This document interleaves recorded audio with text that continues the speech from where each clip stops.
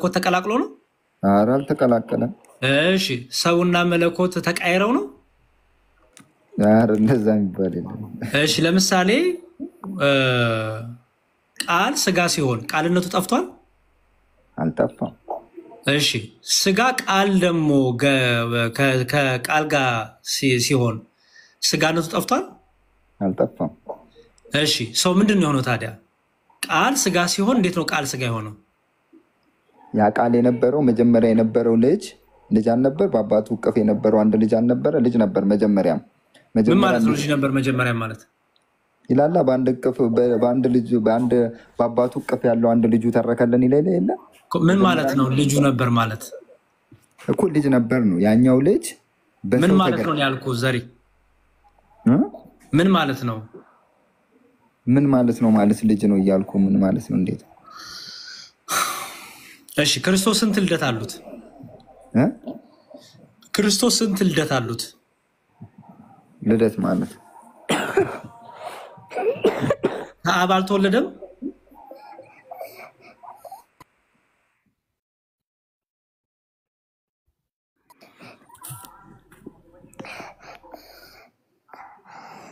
ተወልዷል። ኦኬ ልጅክ ነው እንዴ አጠገብ ያለው? ትንሽ እንትን አሞታል። አይዞህ እግዚአብሔር ይመስገን። እሺ ከአብ መወለዱ ልደቱ ነው፣ የመጀመሪያ ልደቱ ነው አይደለ? ተወለደ እያልን ነው አይደል? እሺ ሁለተኛ ልደቱ ደግሞ ከማን ነው? ይቅርታ ግን አመመኝ እያለኝ ነው። በቃ ችግር የለውም። በቃ እሺ ችግር የለውም። በሌላ ቀን አገኛለሁ ዘርዬ። እሺ እግዚአብሔር ይማርልህ። አይዞህ ልጅ ከታመማ ሀሳብም ይሰረቅባል። እግዚአብሔር ይማርልህ። እንትን እያለ በቃ ችግር የለውም። ጊዜ ስጠው። እሺ በቃ ተባረኩ። ጸጋ ይብዛላችሁ። ብዙ ተምሬያለሁ። እንትን እንላለን፣ እንማማራለን፣ እንገናኛለን። ችግር የለውም ወንድሜ። አመሰግናለሁ። ሰላም ይብዛላችሁ። አሜን አሜን። መስፍን እግዚአብሔር ይስጥልኝ። ይቅርታ እንግዲህ በዚህ ቁጭ ያረኳችሁ ረጅም ሰዓት። ኧረ በፍጹም በፍጹም በፍጹም በፍጹም። እኔ ትንሽ ሌላም ሰው ትንሽ አንድ ሁለት ሰው ቢያናግሩ ሰዓት ካሉት ደስ ይለኛል። ለመማር ነው እኛ የምንፈልገው። አዎ አንዳንድ ነገር የተነሳ ነገር ግን ልጁ ስላነሳ አንዴ ጠቅላላ አድርጌ ብዥታ እንዳይፈጠር ላስቀምጥ። ኦኬ የኦርቶዶክሳዊ ትምህርት ምንድን ነው? እንግዲህ ወንድማችን የራሱ ትምህርት ነው፣ ያው የተረዳውን ነው። እንግዲህ ግን በደንብ እንደሰማችሁት የእኛ ትምህርት በነገረ ክርስቶስ ላይ ኢየሱስ ክርስቶስ አሁን ማለደ የሚለው ሲነገርለት ለመነ፣ ጸለየ፣ ጠየቀ የሚል አይደለም። ቅድም እንዳልኩት ነው። እረኛ የሚለው ለሰው ልጆችም ይነገራል፣ ለእግዚአብሔርም ይነገራል። እረኛ የሚለው ስለተነገረ እግዚአብሔር ልክ እንደኛ ነው እየተባለ ነው አይደለም። ለእኛ እረኝነት ሲነገር ምን እንደሆነ በደንብ ታውቁታላችሁ። ለእግዚአብሔር እረኝነት ሲነገር ግን ዘላለማዊ ፍቅሩን፣ ዘላለማዊ ጥበቃውን፣ አባትነቱን እንደ አይኑ ብሌን የሚጠብቀን እንደሆነ ተዋጊነቱን፣ ይህን ሁሉ ከክፉ ነገር የሚጠብቀን እኛ ከማናውቀው እሱ ከሚያውቀው የሚጠብቀን እንደሆነ ለማሳየት ነው። ፈጣሪያችን እንደሆነ ለማሳየት ነው። ባይዘው እግዚአብሔር እረኛ ነው ስንል ፈጣሪያችን ነው እያልን ነው። ፈጣሪ ስለሚራራ ስለሚጠብቀን። ለሰው ልጆች ግን እረኝነት ሲነገር ግን ፈጣሪ ናቸው እያልን አይደለም። በሁሉ ቦታ ተገኝተው ይጠብቃሉ እያልንም አይደለም። አያችሁ፣ እግዚአብሔር እረኛ ነው ስንል ሁሉንም ይጠብቃል እያልን፣ ፍጥረቱን ሁሉ የሚያስታድግ ነው እያልን ነው። እረኛ የሚለው ግን ለእኛም ተቀጽሏል፣ ለእግዚአብሔርም ተቀጽሏል። ስለዚህ ለእግዚአብሔር ሲነገር እንዴት ነው ብሎ መፍታት ያስፈልጋል። ሮሜ ላይ ቅዱስ ጳውሎስ መንፈስ ቅዱስንም ያማልዳል ሲል ወልድንም ያማልዳል ሲል ይለምናል፣ ይጸልያል እያለ አይደለም። ለወልድም ለመንፈስ ቅዱስም መጸለይ መለመን የሚባል ነገር አይነገርም። ወልድ በስጋ ወራት ሳለ ጸለየ፣ ለመነ ተብሏል። የጸለየው ግን ለምንድን ነው ሲባል እርሱ ጸሎት አቅርቦ መልስ የሚጠብቅ ሆኖ ነው? እኛ እንጸልያለን እንለምናለን ስንል አቅርበን ልመናችን ጸሎታችንን መልስ እንጠብቃለን። ለምን? ለራሳችን መልስ መስጠት አንችልም፣ እኛ ሰው ብቻ ነን። ኢየሱስ ክርስቶስ ግን እግዚአብሔር ነው እንዴ? እርሱ እግዚአብሔር እኮ ነው። እርሱ ራሱ እኮ የሚለመን ነው። እርሱ ራሱ እኮ ታራቂ ነው። እርሱን ደግሞ አስታራቂ ነው። በደንብ አስተውሉ። ለረጅም ዘመናት የተዋሸ ውሸት አለ በኦርቶዶክሳዊ ቤተክርስቲያናችን ላይ ምን የክርስቶስን በቃ ሰውነት አይቀበሉም? ይሄ ውሸት። ይኸው ፊት ለፊት የተናገርኩኝ ነው። ኢየሱስ ክርስቶስ መካከለኛችን ነው። ኢየሱስ ክርስቶስ አስታራቂያችን ነው። በመጽሐፍ ቅዱሳችንም በኪዳናችንም በቅዳሴያችንም ሁሉ ከየት እናነሳለን እንዴ? መካከለኛውን እንላለን እኮ፣ አስታራቂ እንላለን እኮ፣ ቤዛ እንላለን እኮ። ግንስ የሚምር ሊቀ ካህን መሆኑን ደግሞ አንረሳም። ሊቀ ካህን ብቻ አይደለም ክርስቶስ የሚምር ተብሎ ይነገርለታል። ሌሎቹ ሊቀ ካህን ቢባሉ የሚምሩ የሚል ስም አይሰጣቸውም። ምክንያቱም የሚምሩ አይደሉም።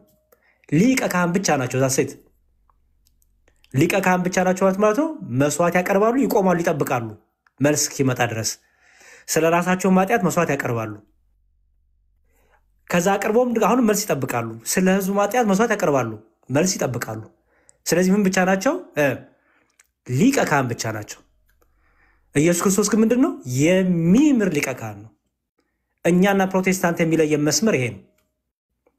እኛ የሚምር ሊቀ ካህን ብለን እንጠራዋለን ክርስቶስ። ሊቀ ካህን ብቻ ብለን አንጠራው። ፕሮቴስታንቱ የራሳችሁን ጥሪ መጥራት ትችላላችሁ። እኛ ግን የሚምር ሊቀ ካህን አለን። ማን ይባላል? እሱም ኢየሱስ ክርስቶስ። ምን ማለት ነው? የሚምር ሊቀ ካህን። ምልጃው ማለደ የሚለው የተነገረት ለምንድን ነው?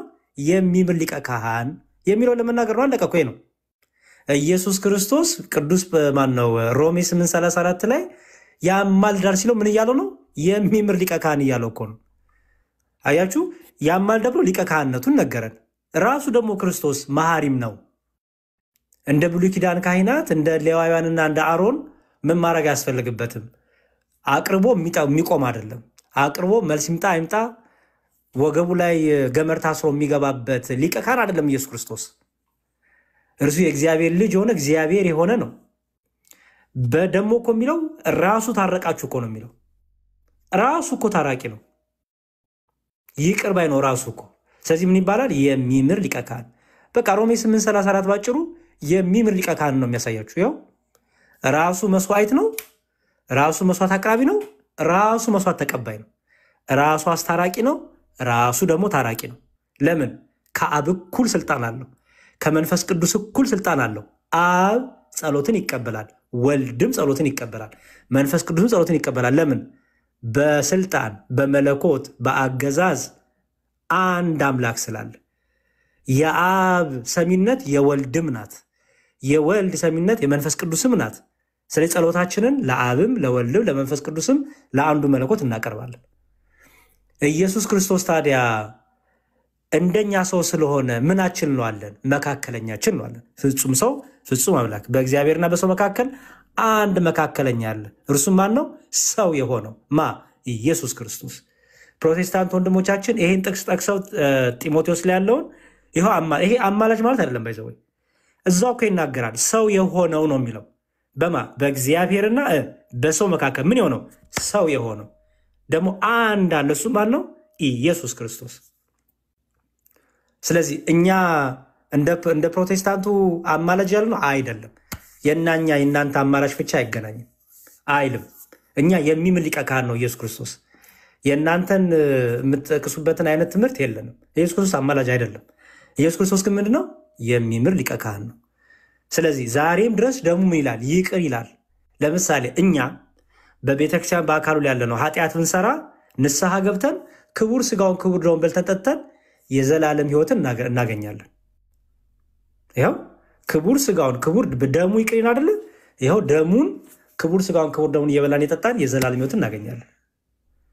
ኦኬ፣ በደሙ ዕለት ዕለት ይቅርታን እያገኘን እንሄዳለን እስከ ዓለም ፍጻሜ ድረስ። በቤተክርስቲያን ያለነው ሁሉ ደሙ አንድ ይፈሶልናል። የይቅርታ ደሙ የምህረት ደሙ አንድ ይፈሶልናል። ምን ስለሆነ? የሚምር ሊቀ ካህን ስለሆነ። ኦኬ፣ ሌሎቹ ደግሞ ወደ ቤተክርስቲያን ቢጨመሩስ? ይሄ ደም ዕለት ዕለት ይቅር ሲላቸውም ይቅር ሲያስብላቸውም፣ እደግመዋለሁ፣ ይቅር ሲላቸውም ይቅር ሲያስብላቸውም። ለምን? ምን ስለሆነ? እሱ የሚምር ሊቀ ካህን ስለሆነ። አዎ ኢየሱስ ክርስቶስ ምን ያደርገናል? ይቅር ይለናል። ደግሞ እሱ ብቻ ይቅር አይደለም፣ አብም ይቅር ስለሚለን መንፈስ ቅዱስም ይቅር ስለሚለን ያስታርቃል ደግሞ እንለዋለን። ታራቂም ነው አስታራቂም ነው። እንዲህ ነው የምናምነው። አለቀ። ልድገም። አሁንም በጣም በፕሮቴስታንት የተዋሸ ውሸት ስላለ ውሸቱን ማጥራት ስላለብኝ ነው። ኢየሱስ ክርስቶስ መሐሪ ነው፣ ቤዛ ነው፣ ይቅር ባይ ነው፣ ታራቂ ነው። ልክ እነ እስጢፋኖስ እንደጸለዩት ኢየሱስ ክርስቶስን ቀጥታ ይቅር በላቸው ብለው እንደጸለዩት እኛም በቤተክርስቲያናችን ቀጥታ ለክርስቶስ የምንጸልየው ጸሎት ምን ብለን እግዚኦ መሐረነ ክርስቶስ እያለን እግዚኦ መሐረነ ክርስቶስ፣ አቤቱ ኢየሱስ ክርስቶስ ሆይ፣ ጌታችን ኢየሱስ ክርስቶስ ሆይ፣ አምላካችን ኢየሱስ ክርስቶስ ሆይ ማረን፣ ይቅር በለን ብለን ቀጥታ ክርስቶስን እንለምነዋለን። ምን ስለሆነ?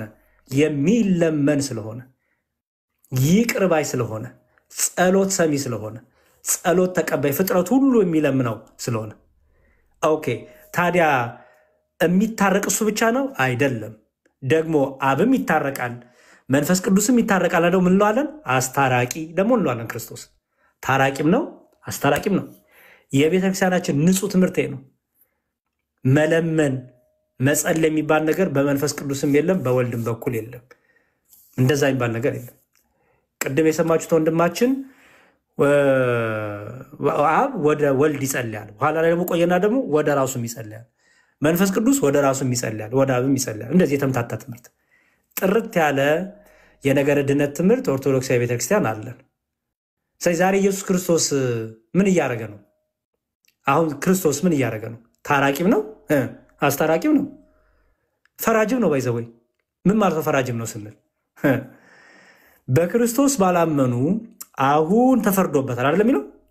በኢየሱስ ክርስቶስ ያላመኑ አሁን ተፈርዶባት ነው ፈራጁ። ፍርድን ሁሉ ለወልድ ሰጠው እንጂ አብ በአንድ ሰው እንኳን አይፈርድም ይላል። ይሄ ማለት ወልድ አይፈርድም፣ አብ አይፈርድም፣ በቃ አብ መፍረድ አቁ ማለት አይደለም እንዴ። ሲጀመር ከመለኮት ዘንድ በመለኮት ዘንድ በእግዚአብሔር ዘንድ ፍርድ የሆነ ጊዜ ላይ የሚኖር የሆነ ጊዜ ላይ የሚጠፋ የሆነ ጊዜ ላይ የሚቀመጥ ከዛ ደግሞ ጊዜ ደግሞ ትራንስፈር እንደዛ ነው እንዴ? አይደለም። እንዴት ነው መጽሐፍ ቅዱስ ሄርሜኔቲክስ የማታውቁት? አብ በአንድ አይፈርድም ሲባል በቃ አብ እኮ መፍረድ አቁም። ለመለኮት እንደዚህ አይነት ባህሪ ያለው እንዴ? የሆነ ጊዜ ላይ መፍረድ የሚችል ከዛ ደግሞ ስልጣን ሽግርግራ እንደዚህ ነው እንዴ? አይደለም። ዛሬም ድረስ እኮ ፍርድ አለ። ባላመኑት ላይ እኮ ዛሬም ፍርድ አለ። እግዚአብሔር ካልፈረደ ማን ነው የሚፈርደው ታዲያ? ፍርድ እኮ የአብም ናት፣ የወልድ ናት፣ የመንፈስ ቅዱስም ናት። ስለዚህ ኢየሱስ ክርስቶስ ዛሬ ላይ ለእኛ ለኦርቶዶክሳውያን ምንድነው ሲባል ታራቂም ነው አስታራቂም ነው። ምን ማለት ነው? ታራቂም ነው አስታራቂም ነው። አስታራቂም ነው ስንል ምን እያልን ነው? እርሱ ምንድነው? ደሙን አፈሷልና ደሙን ስላፈሰሰ ደሙ ለዘላለም ይቅር ይለናል። ደግሞ ይቅር የሚለው ከወልድ እኛ በሶስት አካል አለ ብለን እኮ እናምናለን። ሶስት አካል አንዲት ስልጣን፣ ሶስት አካል አንድ መለኮት፣ ሶስት አካል አንድ አገዛዝ፣ ሶስት አካል አንድ አምላክ ብለን እናምናለን። ስለዚህ ኢየሱስ ክርስቶስ ታራቂ ነው ስንል በተለየ አካሉ ወልድን ሪፈር እያደረግን ነው። ስለዚህ የተታረቅነው ከወልድ ጋር ብቻ ነው አይደለም። ዛሬም የሚታረቀን ወልድ ብቻ ነው አይደለም። መታረቅማ የወልድም የአብም የመንፈስ ቅዱስም ነው። ስለዚህ ራሱ ታራቂ ስለሆነ ታራቂያችን እንለዋለን። ደግሞ አስታራቂም ስለሆነ ከአባቱም ከባህሪዎቱ ከመንፈስ ቅዱስም ደግሞ አስታራቂ ስለሆነ ምን እንለዋለን? አስታራቂ እንለዋለን። ስለዚህ ዛሬ ኢየሱስ ክርስቶስ ለኛ ምንድነው? ታራቂያችን ነው። እንለምነዋለን፣ ማረን፣ ይቅር በለን እንለዋለን። ደግሞ አስታራቂያችን ስለሆነ አንድ በፈሰሰው ደግሞ ሰዎች ወደ ቤተክርስቲያን ሲጨመሩ ወደ ማመን ሲመጡ ዳግም ክርስቶስ መጥቶ አይሞትላቸውም። ምክንያቱም በቤዛነቱ ነው የዘላለም ሕይወት የተገኘው። አስተውሉ ክርስቲያኖች፣ ይህን ተናገር ይጨርስ። እኛ ክርስቲያኖች ሕይወትን ያገኘ ነው የዘላለም ረፍት ያገኘ ነው በምኑ ነው? በቤዛነቱ ነው፣ በደሙ መፍሰስ ነው። ይሄ ደሙ መፍሰስ ደግሞ ለሁላችን ሆኗል። አንዴ ፈሷል። ዛሬ የሚፈስ አዲስ ደም የለም። ዛሬ ክርስቶስ መጥቶ አይሰቀልም። አንዴ ፈሷል። ይሄ የፈሰሰው ደም ላመኑት ምን ያደርጋል? ምሕረትን፣ ይቅርታን፣ ቸርነትን፣ በጎነትን እያደረገ እስከ ዓለም ፍጻሜ ይሄዳል። ላላመኑት ደግሞ ቢመጡ ዳግም ክርስቶስ በመስቀል ላይ አይሰቀልምና አንዴ ፈሷልና ያላመኑት ሲመጡ ደግሞ ምን ይላቸዋል? ይቅር ይላል። ልክ እኛን ይቅር እንዳለን እነሱንም ይቅር ይላቸዋል። ለምን? ደሙ ከኃጢአት ሁሉ ይቅር ስለሚል። ደሙ ከኃጢአት ሁሉ ይቅር ስለሚል ይቅር ይላል።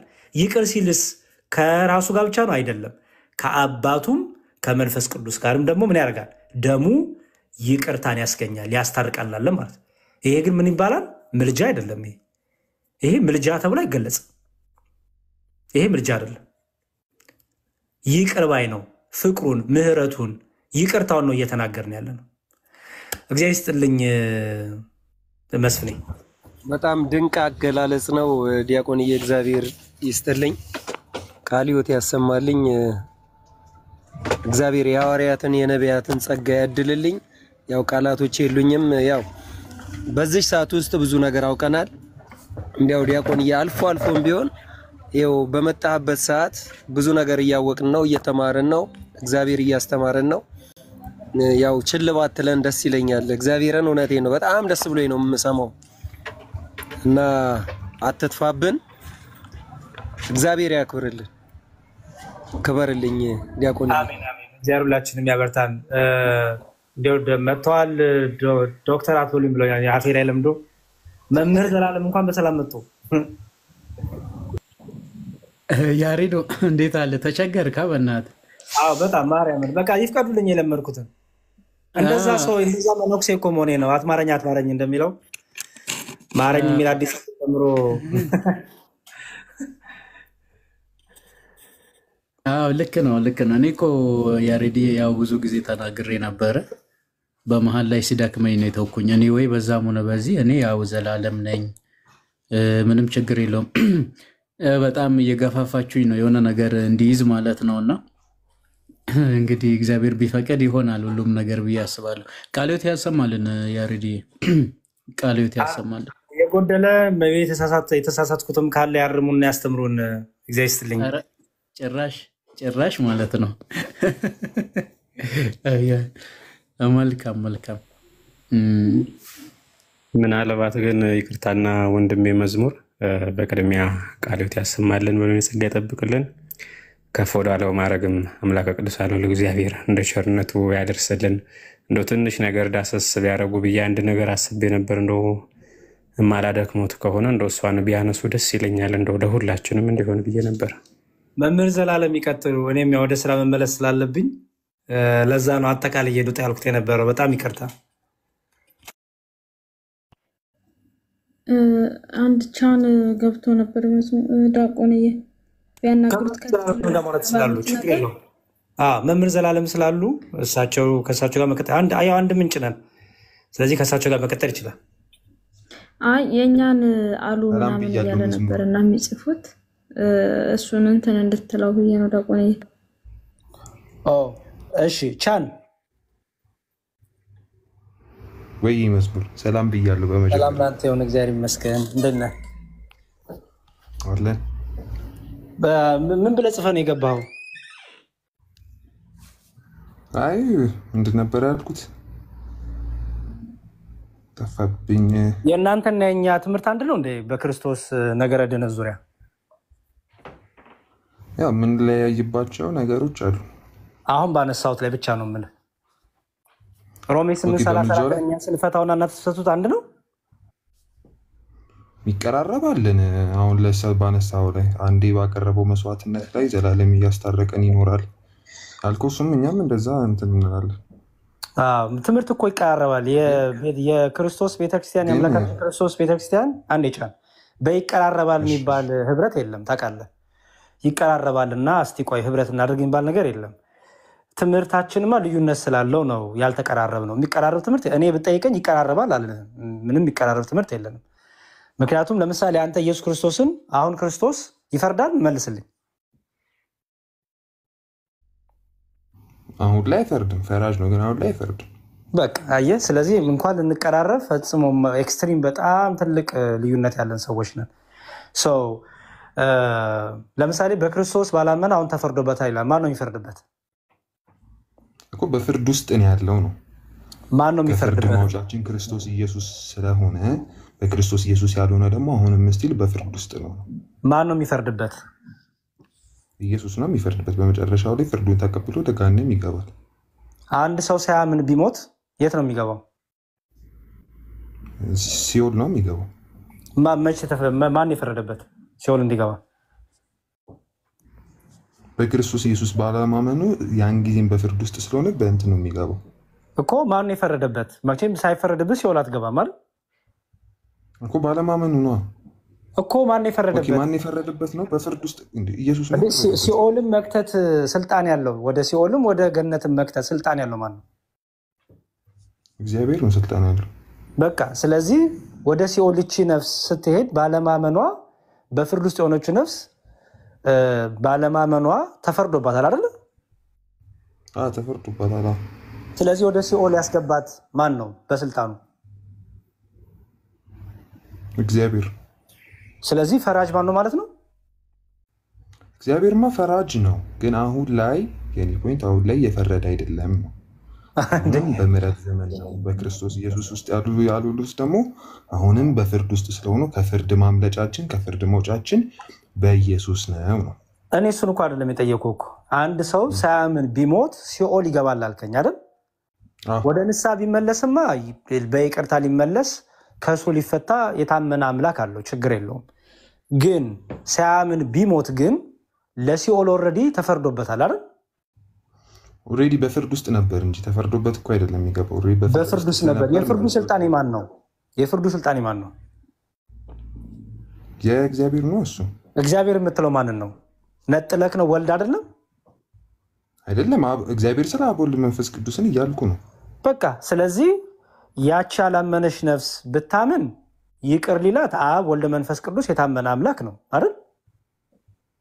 ባታምን ደግሞ ልቧን አደንድና ደግሞ አልሰማም አልፈልግም ብላ ደግሞ እስከ መጨረሻው ልቧን ትዕቢተኛ ሆናች ነፍስ ብትሞት አብ ወልድ መንፈስ ቅዱስ ወደ ሲኦል ይከታታል ማለት ነው አይደል? ግን ፊዚካሊ ግን እንደዚህ አይደለም። አሁን ለምሳሌ አንድ ሰው ሳያምን እና ቢሞት ወደዛ ሲሄድ በፍርድ ውስጥ ስላለ ወደ ሲኦል ይሄዳል እንጂ እግዚአብሔር አንተ ሂድ ወደ ሲኦል ብሎ ሳይሆን ኦልሬዲ በፍርድ ውስጥ ስላለ ወደ ፍርድ ይሄዳል ነው። ግን አሁን ኢየሱስ አሁን ላይ ፈራጅ ነው ስንለው አሁን ላይ ሰዎች ላይ በምድር ላይ ያሉትን እየፈረደ እንደዛ የሚል ሴንስ ስለሚሰጠው እንጃው በሰማይ ላይ ያሉትን ያላመኑትን ሴንስ ሰጣል በሚል ይሄዳል በሚለው እኮ ነው። ቻን ሴንስ ሰጣል በሚል ፍራቻ ትምህርት አይመሰረትም። ትምህርት ነው የምናወራው። አንተ አሁን እኮ ችግር እየሆነባቸው ያለው እንደ ፕሮቴስታንት እንዲህ ሊሆን ይችላል የሚል ስፔኩሌሽን ጭንቅላታችሁ ስለሰራችሁ ነው። እንደኛ እርግጥ ብላችሁ አትናገሩም። አየህ እኛ ለምሳሌ ኢየሱስ ክርስቶስ ፈራጅ ነው። አዎ ፈራጅ ነው። ለምን? በአባቱ ቀኝ ያለ ነው። ቀኝ የሚለው ስልጣንን፣ ፈራጅነትን፣ ኃይልን ያሳያል አይደለ? ግን አሁን ላይ በሰው ልጆች ላይ እየፈረደ አይደለም ነው። ፍርድ ማን ነው የሚፈርደው? አሁን በሰው ልጆች ላይ ማን ነው በሰው ልጆች ላይ የሚፈርደው? አሁን ባለማመናቸው ኦልሬዲ በፍርድ ውስጥ ናቸው ነው። እንትና በሰው ልጆች ላይ የሚፈርደው ማለት ነው። ለምሳሌ አሁን ላይ አንዴ ስማኝ። ለምሳሌ አሁን ላይ አንድ ሰው እግዚአብሔር ለምሳሌ አንድ ሰው በኃጢአት ሲመላለስ በበደል ሲመላለስ ሊፈርድበት ሊቀጣው አይችልም። እግዚአብሔር የሚቀጣቸው የሚፈርድባቸው ሰዎች የሉ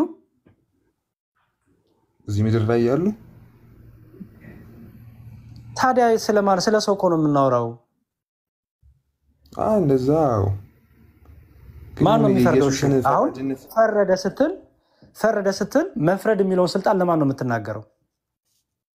እኔ ለእግዚአብሔር ነው የምናገረው። አሁን እግዚአብሔር ስትል ደግሞ አብ ወልድ መንፈስ ቅዱስ አይደል? እንደዛ እያልኩ ነው። በጣም ጥሩ። ስለዚህ አብን ፈራጅ፣ ወልድን ፈራጅ፣ መንፈስ ቅዱስን ፈራጅ፣ አንድ ፈራጅ አለ። ግን አሁን ኢየሱስ አማላጅ አይደለም ፈራጅ ነው ሲባል ይህ አማላጅነቱን እየሻረ አሁን ላይ ያሉትን በፍርድ እየኮነነ በፍርድ ውስጥ ያሉትን እንደዛ አይነት ነገር ነው የምለው። ውሸት አንተን ያልከው እሱን ይሄ ውሸት ነው። አየህ አሁን ይኸውልህ ቻን ይሄ ነው እናንተ ኢየሱስ ፈራጅ ነው ስትሉት አይደል እያላችሁ ነው። ስልጣኑን እየተናገርን አምላክነቱን እየተናገርን ከአብ ጋር ትክክል መሆኑን እየተናገርን ስልጣን የእርሱ እንደሆነ እየተናገርን ነፍስንም በሲኦል መክተትም ወደ ገነት መክተት የሱ ስልጣን እንደሆነ እየተናገርን ነው። እሺ ምንድነው? ካልተስማማ አልተስማማ አሁን በተናገርኩ ላይ ቅሬታ አለ? ግን የሆነ ወደ ገነምና ወደ ገነትና ወደ ገሃነም መግቢያው ክርስቶስ ኢየሱስ የሆኑት ወደ ገነት ይገባሉ፣ ያልሆኑት ደግሞ ወደ ገሃነም ይገባሉ። እያወጣው የሚከተው አባባላ አልገባኝም። ግን ልድገምልህ። ኢየሱስ ክርስቶስ ፈራጅ ነው አማላጅ አይደለም ስንል ምን እያልን መሰለ? ነፍስን ወደ ሲኦልም ወደ ገነትም መክተት የእሱ ስልጣን ነው። በሰው ነፍስና ስጋ ላይ ስጋችሁን የሚገላችሁን አትፍሩ እንዳለ ጌታ በነፍስና በስጋችን ላይ ስልጣን ያለው ፈጣሪያችን ስልጣን ያለው ገዥ የሆነ ኃይል ያለው አብ ወልድ መንፈስ ቅዱስ ነው፣ ኢየሱስ ክርስቶስ ነው እያልን ነው። አንድ ሁለተኛ ደግሞ ምን እያልን ነው? ኢየሱስ ክርስቶስ በአብ ቀኝ ያለ ነው ደግሞ እያልን ነው። ምክንያቱም ቀኝ የሚለው ስልጣንን፣ ኃይልን፣ እኩልነትን ያሳያል። ኢየሱስ ክርስቶስ ፈራጅ ነው ስንል በአብ ቀኝ ነው ያለው እያልን ነው። ምክንያቱም በእግዚአብሔር ቀኝ ያለው ሲል ለእግዚአብሔር ግራና ቀኝ ኖሮት ሳይሆን ስልጣንን ለማሳየት። ምክንያቱም ለእግዚአብሔር ቀኝ ሲነገር ስልጣን፣ ኃይል፣ ገዥነት፣ ፈራጅነት፣ አለቃነት፣ ኃያልነት ማለት ነው የሚነገረው። ስለዚህ ኢየሱስ ክርስቶስ አሁን ላይ ለእኛ ምንድነው ካልከኝ ፈራጅ ነው። ለምን ካልከኝ በእግዚአብሔር ቀኝ ያለ ስለሆነ። ስለዚህ ከአብ እኩል የሆነ ስልጣን አንድ ስማኝ አስጨርሰኝ። ኢየሱስ ክርስቶስ ፈራጅ ነው አማላጅ አይደለም ስንል በእግዚአብሔር ቀኝ ያለ ነው እያለን እየመሰከር ነው። መጽሐፍ ቅዱስም ልክ እስጢፋኖስ እንዳደረገው 7 ላይ ስታነብ 7:55 ሐዋርያት ሥራ ኢየሱስ ክርስቶስን ሲያይ ምንድን ያለው?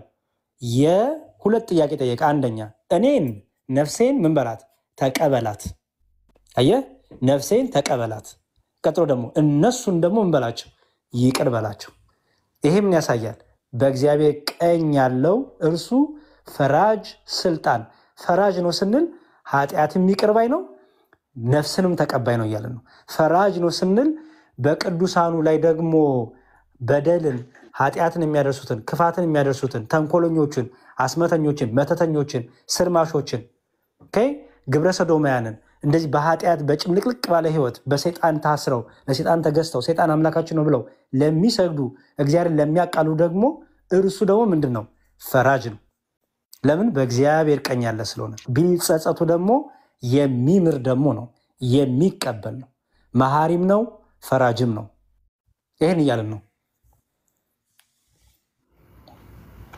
እና ታዲያ እዚህ ጋር እኮ አማላጅነቱ እኮ ታዲያ እየተተወ እኮ ነው። በጣም እኛ በእግዚአብሔር ቀኝ ያለው ፈራጅ ነው። ኢየሱስ በእግዚአብሔር ቀኝ ያለ ፈራጅ ነው እንጂ አማላጅ እኮ አይደለም እኮ እያልከኝ እኮ ነው። ታዲያ በእግዚአብሔር ቀኝ ማለት ነው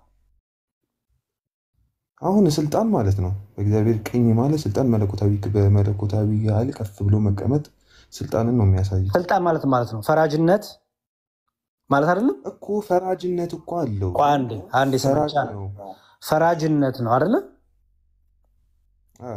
ግን ፈራጅነቱን አንተ በምትለው ወይ እኮ ግን አይደለም። ቆይ ችግር የለውም። ፈራጅ ነው ስትል ኢየሱስ ክርስቶስ ምንድን ነው እያልክ ነው? ስልጣን አለው፣ ባለስልጣን ነው፣ በሁሉ ነገር ላይ ገዢ ነው እያልኩ ነው። በጣም ጥሩ። ስልጣን አለው፣ በሁሉ ነገር ላይ ገዢ ነው እያልክ ነው። ኦኬ። ይህን ስልጣኑን ይህን ፈራጅነቱን ለአንተ ዛሬ ይጠቀመዋል አይጠቀመውም? ማለት በምን ዙሪያ ነው ይጠቀማል ማለት? በቃ ስለ መለኮት ስልጣን ነው የምናወራው፣ ስለ እግዚአብሔር ስልጣን ነው የምናወራው፣ ስለ እግዚአብሔርነት ነው የምናወራው። በምንም መልኩ ምን ብዬ ደግሞ ለመለኮት ይሄን መልኩ ብዬ ልገድብ እንዴ? አይደለም። የሆነ ኃጢአት ሰራውን ኢየሱስ እንደዚህ አድርጋልና ፈርጅ ይባሉ እንደዚህ አይነት ፍርድ ነው። ንስሐ ካልገባህ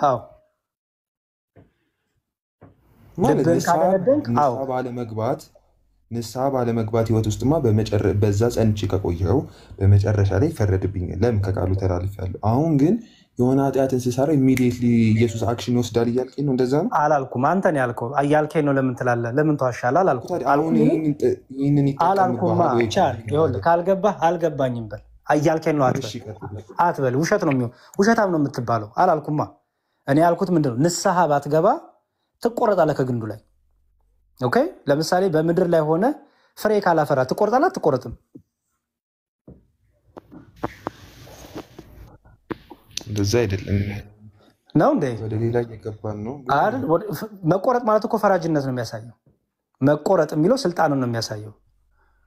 በምድር ላይ ሆነ ፍሬ ካላፈራ እንደ ክርስቶስን በመምሰል ይወል ካልተመላለስ ትቆረጣለች አትቆረጥም?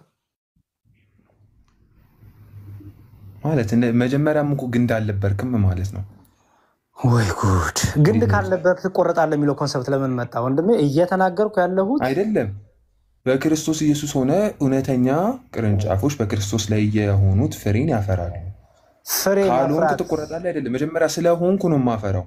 አሃ ስለዚህ ዮሐንስ ወንጌል ምዕራፍ 15 ላይ ያለው በእኔ ያለውን የሚለው ፍሬ የማያፈራውን የሚለው ምንድን ነው የሚያሳየው? ማለት ዮሐንስ ወንጌል ምዕራፍ 15 ላይ በእኔ ያለውን ነው የሚለው። ፍሬ የማያፈራውን አባቴ ቆርጧል ይላል፣ ያስወግዷል ይላል። እሺ ታዲያ ይሄ ቅርንጫፍ ምን ላይ ነው ያለው? አይደለም እዚህ ጋር በዚህ ክፍል መሰረት ፍሬ ማፍራት ያለው ይሄ ቅርንጫፍ ምን ላይ ነው ያለው? ይሄ ቅርንጫፍ ምን ላይ ነው ያለው? በአንተ ሲኖር እዚህ ጋርማ ልንገር፣ ይሄ ያለው ክርስቶስ በእርሱ ስለማይኖር እሱ ፍሬን አያፈራም ያልኩ እሱን አይደለም። ይሄ ቅርንጫፍ የት ነው ያለው ያልኩ? እርሱም በክርስቶስ ያለው የት ነው ይሄ ቅርንጫፍ ያለው? አላዳም ቻን ይሄ ቅርንጫፍ የት ነው ያለው ማለት? ይሄ ቅርንጫፍ ምን ላይ ነው ያለው? ክርስቶስ ላይ ነው ያለው። እሱ ክርስቶስ ላይ ያለ ክርስቶስ ላይ ያለው ሲባል ምን ማለት እንደሆነ አይደለም። ክርስቶስ ላይ ነው ይሄ ቅርንጫፍ። ክርስቶስ ላይ ቅርንጫፍ አለ ሲባል ምን እያለ ነው?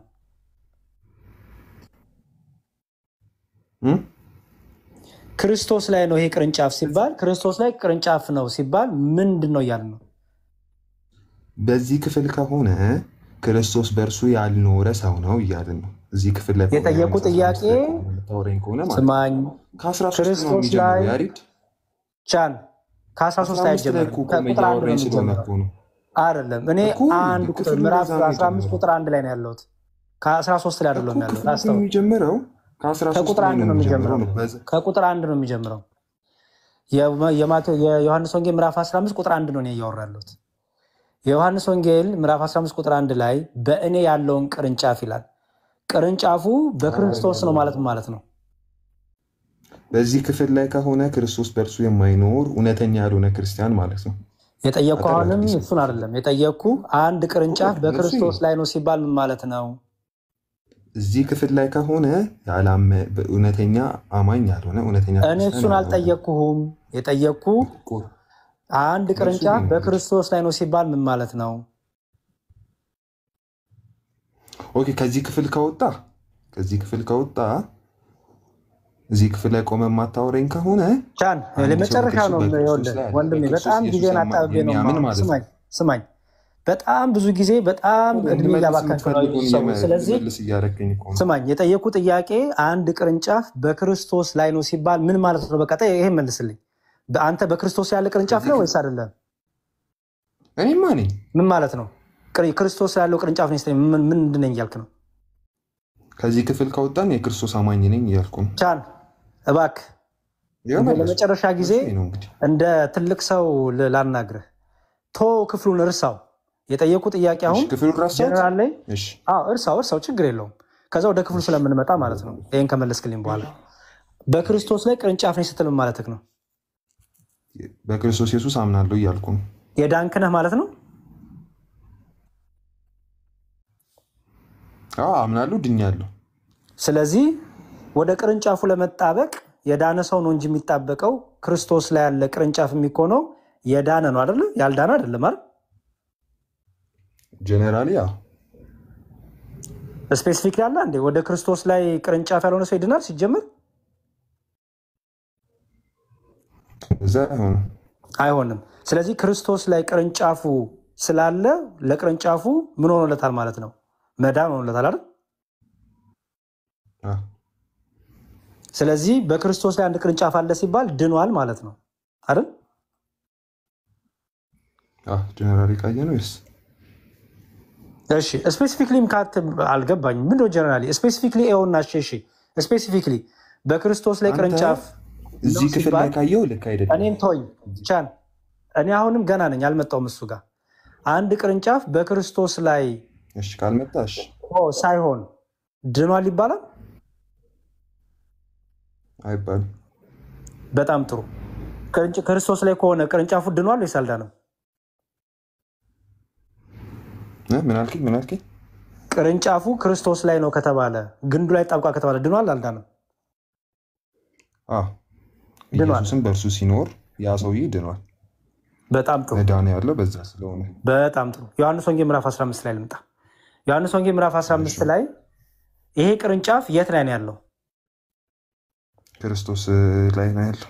ክርስቶስ ላይ ነው ቅርንጫፉ ያለው ሲባል፣ አዎ ግንዱ ላይ ነው ያለው ሲባል ተጣብቋል፣ ግንዱ ላይ ሆኗል ማለት ነው አይደል? ግንዱ ላይ ሆኗል ካልክ ምን ሆኗል ይሄ ቅርንጫፍ ማለት ነው? በዚህ ክፍል አሁን አውት ኦፍ ኮንቴክስት እያናገርከው ነው ይሄን። እሺ አሁንም ድጋሚ ነው የምጠይቀህ። ዮሐንስ ወንጌል ምዕራፍ 15 ላይ የቅርንጫፉ ከ13 እንጀምሮ ክፍል ቅርንጫፉ የት ነው የሚገኘው? ማለት ግንዱ ላይ ነው የሚገኘው። ግንዱ የተባለው ማን ነው? ኢየሱስ ነው። ግንዱ ላይ ቅርንጫፉ ግንዱ ላይ ሲጣበቅ ምን ያገኛል? ግንዱ ላይ ሲጣበቅ ፍሬ ማፍራት ይሆንለታል። እሺ ግንዱም ደግሞ በእርሱ ሲኖር ፍሬን ያፈራል። በጣም ጥሩ። ጌታ ምን አለ? በእኔ ያለውን ቅርንጫፍ ግን ደግሞ ፍሬ የማያፈራውም አለ። ይሄ ግንድ ፍሬ ያላፈራው ለምንድን ነው? ክርስቶስ በእርሱ ስለማይኖር ወይ ግንዱ በእርሱ ስለማይኖር። አልገባኝም። ግንዱ ላይ ቅርንጫፉ ግንዱ ላይ አልተጣበቀም እኮ። እሱማ ተጣብቋል፣ ግን ክርስቶስ በእርሱ ስለማይኖር ፍሬን አያፈራም። 4 እና 5 እሱን ነው የሚያሳየው። አሃ ስለዚህ ግንዱ ላይ ተጣበቀ ክርስቶስ የታበቀ ቅርንጫፍ የዘላለም ሕይወት የለውም፣ አልዳንም። በእንደዛ ፖይንት አይደለም የሚታየው። እሺ አሁንም ድጋሚ ልጠይቅህ፣ ድጋሚ ልጠይቅህ ነው የመጨረሻ ነው የምጠይቅህ። እሺ ኧረ እኔ ጊዜ የለኝም ወንድሜ፣ እኔ ምንም እንደዚህ ጊዜ የለኝም፣ ብዙ ምሰራው ስራ አለኝ። የመጨረሻ ልጠይቅህ፣ ይሄ ቅርንጫፍ ግንድ የተባለው ክርስቶስ ነው። ቅርንጫፍ የተባለው ማን ነው? ሰዎች ናቸው ቅርንጫፍ የተባሉት። ምን አይነት ሰዎች? በክርስቶስ ያሉ ያመኑ ማለት ነው ቅርንጫፍ የሆኑ። ኦኬ አንድ ሰው በክርስቶስ አምኖ ግንዱ ላይ ተጣበቀ ስትል ያ የተጣበቀው ቅርንጫፍ ምን ያገኛል ከግንዱ? አንድ ፍሬን ማፍራት ይሆንለታል። ሁለት ግንዱ በእርሱ ጋር ሲጣበቅ ግንዱም ደግሞ ክርስቶስን በእርሱ ሲኖር ፍሬን ማፍራት ይሆንለታል። እሺ ግንዱ ሳይጣበቅ ከግንዱ ጋር ሳይጣበቅ ግንዱ የቅርንጫፉ አካል ይሆናል? ሳይጣበቅ አይሆንም። እሺ ይሄ ቅርንጫፍ ተጣብቋል አልተጣበቀም? ነው በእንትኑ ላይ ነው። ግንዱ ላይ ተጣብቋል አልተጣበቀም? ይሄ ቅርንጫፍ መጣበቅ ሳይሆን አለ ነው። በግንዱ ላይ አለ ነው። ምን ማለት ነው? በግንዱ ላይ አለ ማለት በእኔ ክርስቲያን ነው ቻን በእኔ ነው የሚለው፣ በእኔ ያለውን ነው የሚለው። ይሄ ለምን እንደምትወዷት በክርስቶስ ነው ያለው። 4 እና 5 6 ለምን እንደማይነበብ እኔ እንጃ። በክርስቶስ ነው ያለው ይሄ ቅርንጫፍ። አሁንም መልስልኝ። ግንዱ ቅርንጫፉ ግንዱ ላይ ተጣብቋል ወይስ አልተጣበቀም? እሺ አጠር አድርጌ ልመልስልህ ይሄን። እሺ አንተ በጣም ጊዜ አለ፣ በጣም ህይወት ላይ የምትቀልድበት የምትጫጭበት ጊዜ አለ በጣምና በጣም እግዚአብሔር ይርዳህ። ለምን እንዴ እንደምትገባም እኔ ግራ ይገባኛል እውነቱን ለመናገር። ቃሉን እየካድክ ስለሆነ ቃሉን ደግሞ ከካድክ ምን ጥቅም አለው? ምንም ጥቅም የለውም። ቻን እኔ በየኦርቶዶክሳውያኑ ቤት አይሃለሁ። ፖይንቱ አልገባኝም እውነቱን ለመናገር። ምክንያቱም ቃሉን እየካድክ ምን እንደምትሰራ ኦርቶዶክሳውያን ቤት እኔ አይገባኝም። በጣም ብዙ ኦርቶዶክሳውያን ቤት አይሃለሁ። እኔ ዝም ብሎ በቃ ስግጥ ለማለት ከሆነ እንዴ ቤት ከፍተህ ስግጥ ማለት እኮ ትችላለህ እኮ። የሰውንም ያንተንም ጊዜ እድሜ ታባክናለህ፣ ጊዜ ታባክናለህ። እንዴት ሰው እንዴት ቃሉ ታማኝ አይሆንም? አትቀበለው፣ ግን ቃሉ እንዴት ታማኝ አትሆንም? እግዚአብሔር ይርዳ። በጣም ይቅርታ እንግዲህ በቃ ልውጣ። እኔ መስፍኔ ዲያቆን የእግዚአብሔር ያክብርልኝ። ያው ቻን እንደተባለው ነው፣ ያው አድሮ ቃሪያ ነው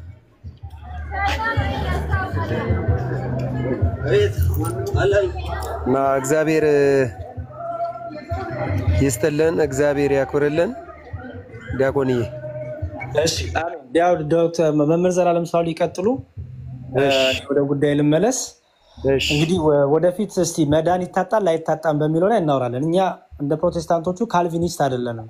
ፕሮቴስታንቶቹ በራሳቸው ግማሹ ወገን መዳን ይታጣል ፍሬ ካላፈራን መዳን ይታጣል ብለው ያምናሉ፣ ግማሹ ደግሞ አያምኑም። ስለዚህ እኛ ግን ከሁለቱም የጠራንን እና እኛ መዳን ይታጣል፣ መዳናችን እስከ መጨረሻው ካላጸና ነው መዳናችን እናጠዋለን። ፍሬ ማፍራት ፍሬ እንድናፈራ መንፈስ ቅዱስ ይረዳናል። ፍሬ ለማፍራት ግን የኛ ፈቃደኝነት የኛ ነፃ ፈቃድ አለ። ማንም እነሆ በደጅ ቆመ በር አንኳኳለሁ ማንም ቢከፍተኝ ወደሱ እገባለሁ ነው የሚለው። ወደሱ እገባለሁ ነፃ ፈቃድ አለ። ስለዚህ ፍሬ ማፍራት አሁን በክርስቶስ ላይ ነን ያለነው። ቅርንጫፎች ነን፣ ግንዱ ላይ ተጣብቀናል። የህይወት ግንድ ኢየሱስ ክርስቶስ ነው። የህይወት ግንድ ኢየሱስ ክርስቶስ ተጣብቀን ሳለ ከኛ ምን ይጠበቃል? የስጋ ፍሬ ሳይሆን መንፈሳዊ ፍሬ ይጠበቃል። መንፈሳዊ ፍሬ ካላፈራ እንቆረጣለን። አትቆረጡም ካለ ይሄ ቃቃ ጨዋታ ነው። እንደዛ ብሎ ነገር የለም። የሚቀለድበት የምናሾፍበት ክርስቶስ የለንም።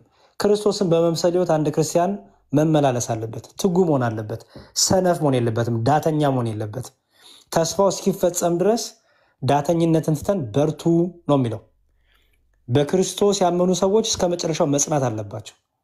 ዝም ብለህ ድናሃል መዳንን አታጣውም አትቆረጥም ምናምን ይሄ የሰነፍ ትምህርት ነው። ላለመበርታት ኦኬ መንፈሳዊ ፍሬ ላለማፍራት እንደፈለኩን ትድናለህ ወደሚል ከንቱ አስተሳሰብና ይሄ በዚህ በውጭ ልክ በአሜሪካና በሌላ ውጭ ሀገሮች እንዳሉ አይነት ክፉ የሆነ ትምህርት ብዙዎቹ ግብረ ሰዶማውያን እንድናለን የሚል ክፉ ትምህርት ውስጥ የከተተ እንደፈለግን ዋናው እናምናለን ችግር የለውም ሌላው ምንም እንትን የለውም ዋናው በክርስቶስ አመናችን ነው ምንም ኃጢአት ብንሰራም ችግር የለውም ወደሚል የሰይጣናዊ ትምህርት ስንፍና ትምህርት ይወስዳል።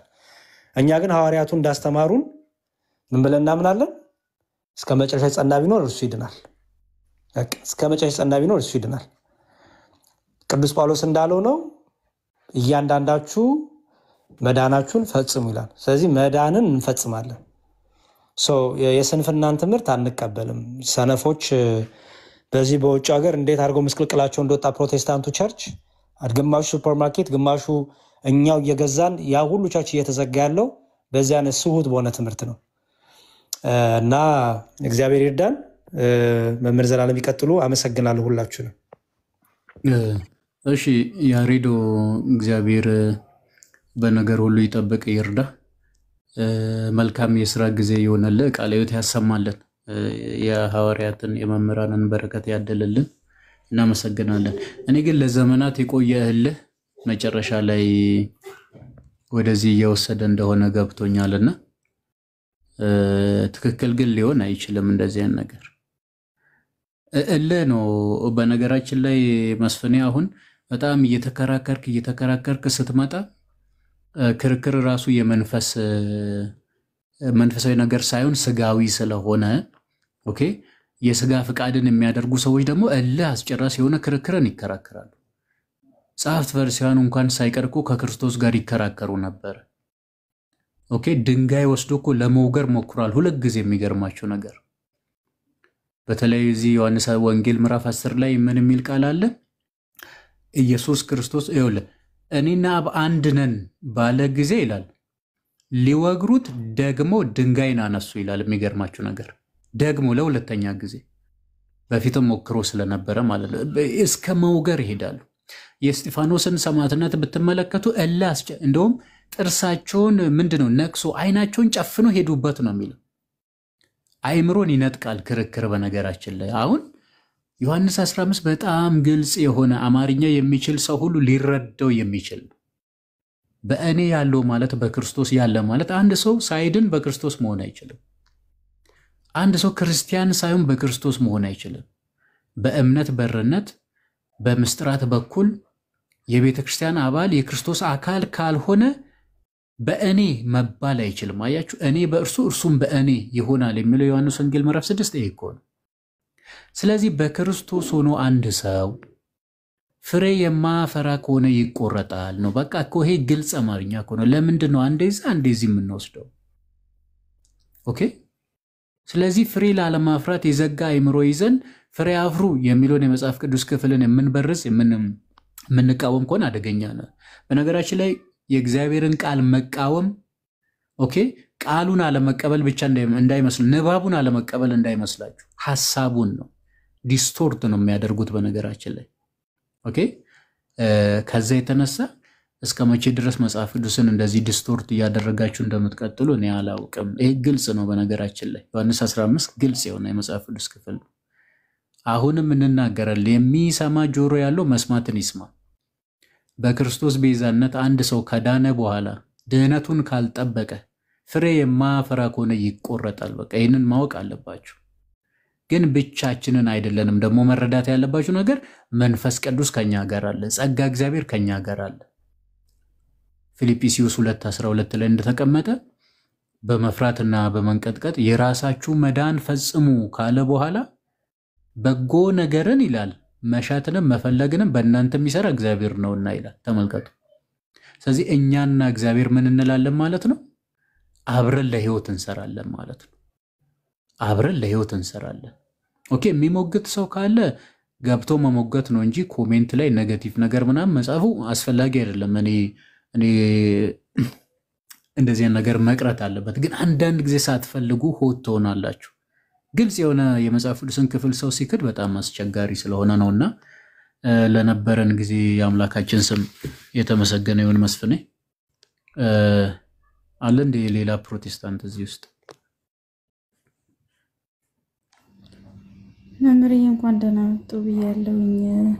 ቃልህ ያሰማልን ብያለሁኝ። ሌላ ፕሮቴስታንት ያለ መስለኝ። ሰላም ለኪ እንዴት አሉ? እንኳን ደህና መጡ ብያለሁኝ። መምህር ጠፍተዋል። ዛሬ እንኳን በሰላም መጡ ብያለሁኝ። እንዴት ነው? አቢራ እንኳን ደህና መጣ ብያለሁኝ። ፕሮቴስታንቶች ከስር አንዳንድ ቁጥር ጻፉ። ሰላም እንዴት ናችሁ? ደህና ናችሁ ወይ? ሰላም ብያለሁ ለሁላችሁ። እንግዲህ መምህራት ሁሉም ብያለሁ። በዚህ ዓመት እንኳን ተውን። ዶክተርዬ፣ መስፍን፣ ሁላችሁም ከላይ ያላችሁ ከታችም ራሄል፣ ሁላችሁ እንግዲህ ስም ያልጠራውም እንኳን ተገናኘን። ይኸው ለስራ ጉዳይ ወደ ክፍለ ሀገር ተጠርቼ ነበርና ዛሬ ለእረፍት የመጣሁት አጋጣሚ ሆኖ እና እንቀጥላለን አብረን። ያው ሰው ካለ ይግባ። በዚህ እረፍት ቀን እንግዲህ አብረን እንሆናለን። እንኳን ተገናኘን። ደህና ነህ? እሺ፣ ሰላም ለኪ ኤፍሬም፣ ሁሉ መልካም? መስከን ተጠፋፋን አይደል? ተጠፋፋን፣ ጠፋን። መጥፋት ጥሩ ነው። ብቅ እንላለን። ለስራ ጉዳይ እንጂ ለዛ ነው ክፍለ ሀገር። እስቲ አስተናግዱ። እንግዲህ ሰው መጥቷል መሰለኝ። ኦቦ መስፍኔ አለ ያው እዚህ። ኧረ መምህር እርሱ ካሉማ ተቆጣጠሩ ቤቱን እንጂ ተቆጣጠሩ። ደስ ይላል እንዴ! ተመችቶኛል። እኔ ራሴ በጣም የሆነሽ ከነጎዳ ፈተና ምናምን ነገር ነበረችኝ። እንደው የተወሰነ ጊዜ ለመቆየት ያክል ነው አድራ። እሺ፣ ኤኒዌይ በእኛ ቤተክርስቲያን ውስጥ ያው እንደምታውቁት አማላጆች ቅዱሳን ናቸው። ግን አሁን ስለ ቅዱሳን ምልጃ ሲነሳ ሰዎች ስለ ክርስቶስ ኢየሱስ ማንሳት የለባቸውም በነገር ላይ መስፍኔ። ምክንያቱም የተለያየ በጣም የተራራቀ ስለሆነ ማለት ነው። የቅዱሳን ምልጃ ሌላ፣ የክርስቶስ ቤዛነት፣ የክርስቶስ አዳኝነት፣ የክርስቶስ አስታራቅነት ሌላ፣ የማይገናኙ የማይነጻጸሩ ነው በነገራችን ላይ። ኦኬ፣ እነዚህ ያማልዳሉ የምንላቸው ቅዱሳን ራሱ ድህነትን ያገኙት በክርስቶስ ቤዛነት ነው። ኦኬ፣ በክርስቶስ ቤዛ ፍጹም ሰው ፍጹም አምላክ አንድ የሆነው ማለት ነውና እርሱም ራሱን ለሁሉ ቤዛ ይሰጠ፣ ይህም በገዛ ዘመኑ ምስክርነቱ ነበር ብሎ ይናገራል። የሚገርማችሁ ነገርና እና እሱ ራሱ ስለ ቤዛነት ይናገር ነበር በስጋ ወራት ማለት ነው።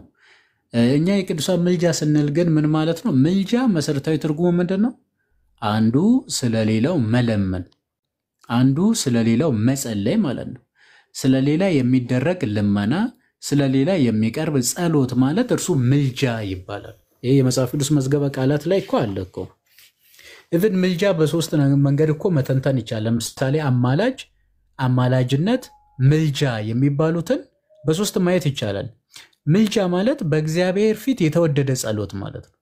ወይንም ቅድም እንደነገርኳችሁ አንዱ ስለሌላው ምን የሚያደርግ ልመና፣ ስለሌላ የሚቀርብ ጸሎት ማለት ነው። አማላጅነት ግን ፕሮሰሱ ነው። አማላጅነት ፕሮሰሱ ነው። ለምኖ ማስታረቅ ሊሆን ይችላል።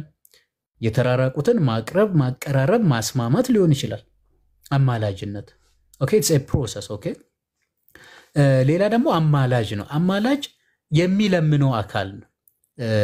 ለምሳሌ እኛ በእግዚአብሔር ፊት ለመቅረብ አሁን እኔ በእግዚአብሔር ፊት ለመቅረብ ግብሬ የሚከለክለኝ ከሆነ ወይም ደግሞ እስኪ ጀነራሊ ላድርግ ግብራችን የማይፈቅድልን ከሆነ በእኛ ፋንታ የሚቆምልን ወይም ደግሞ የሚለምንልን ሰው ያስፈልገናል ማለት ነው።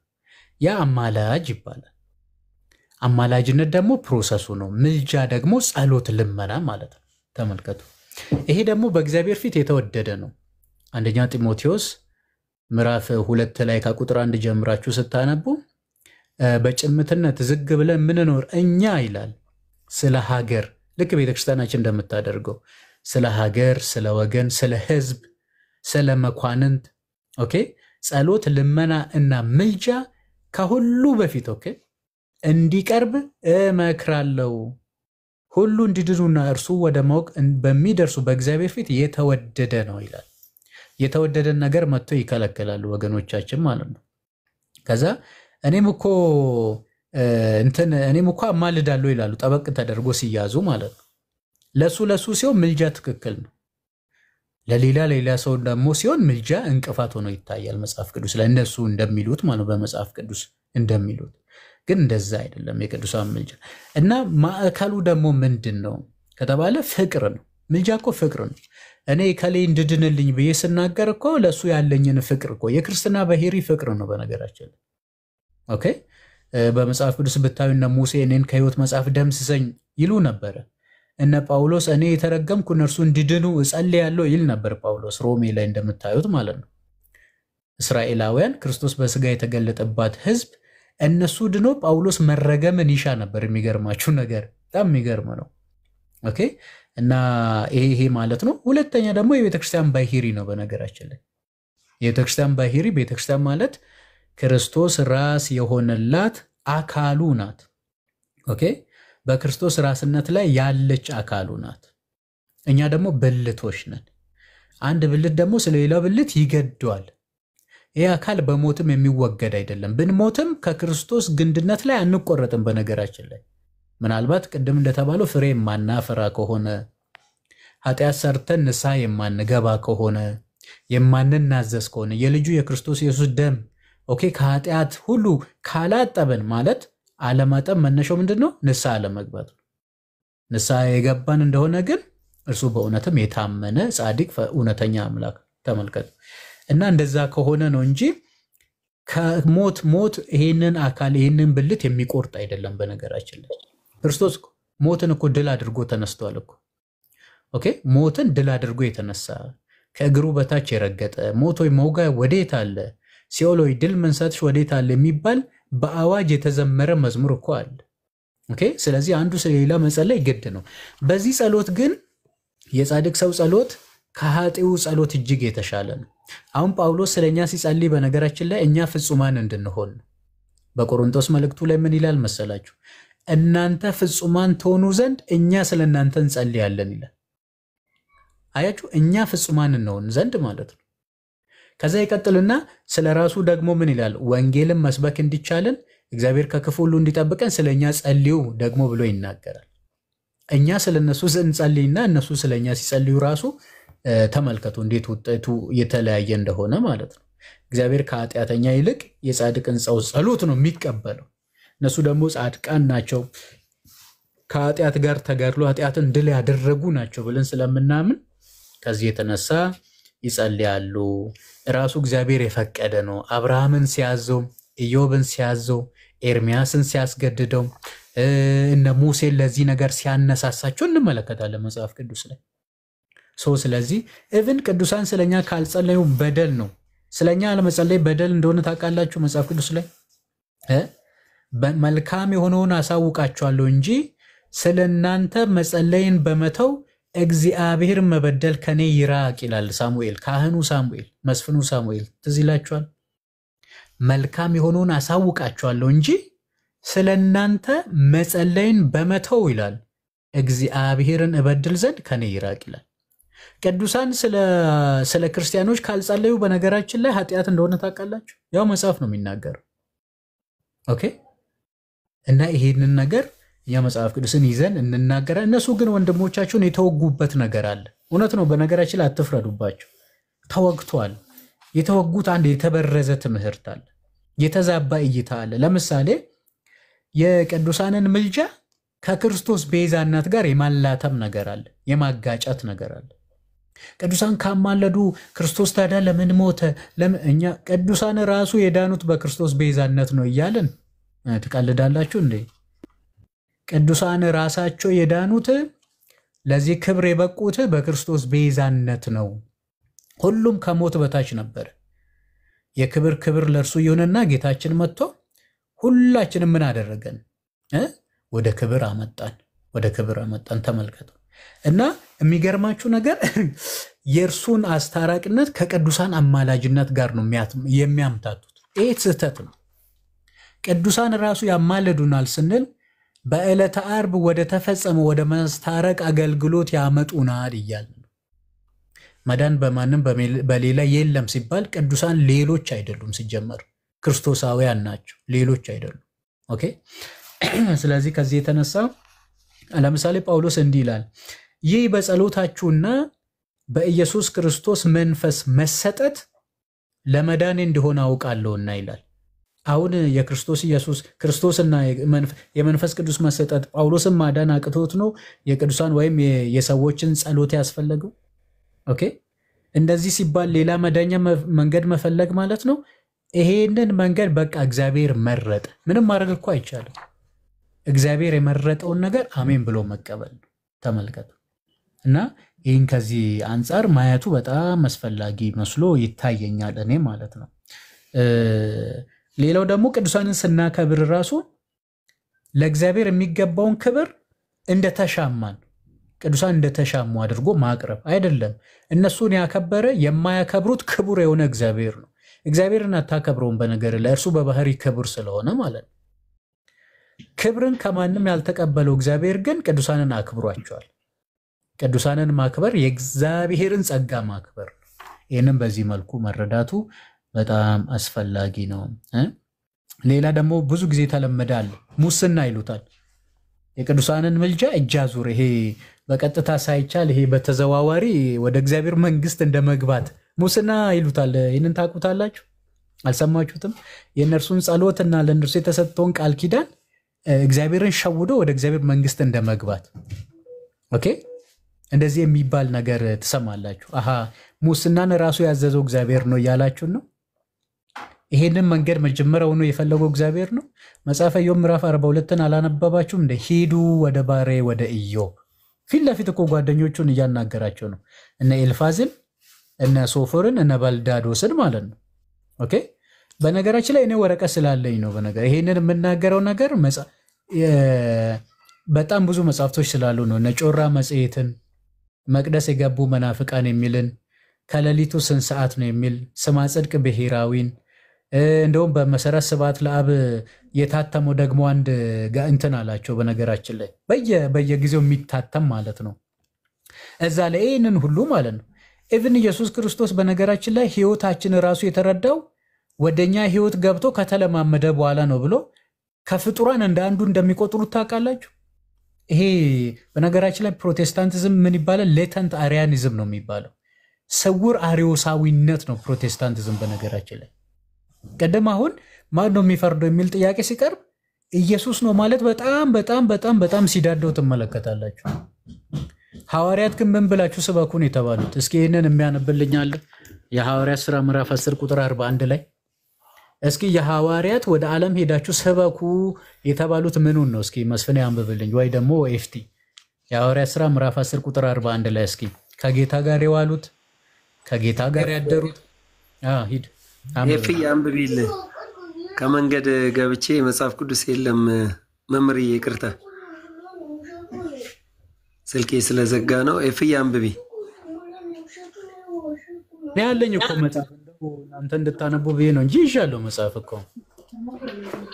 እኔ ደግሞ ስልኬ ላይ ስለሆነ አፕሊኬሽኑ ከሱቅ ወደ ቤት መጥቼ ነው።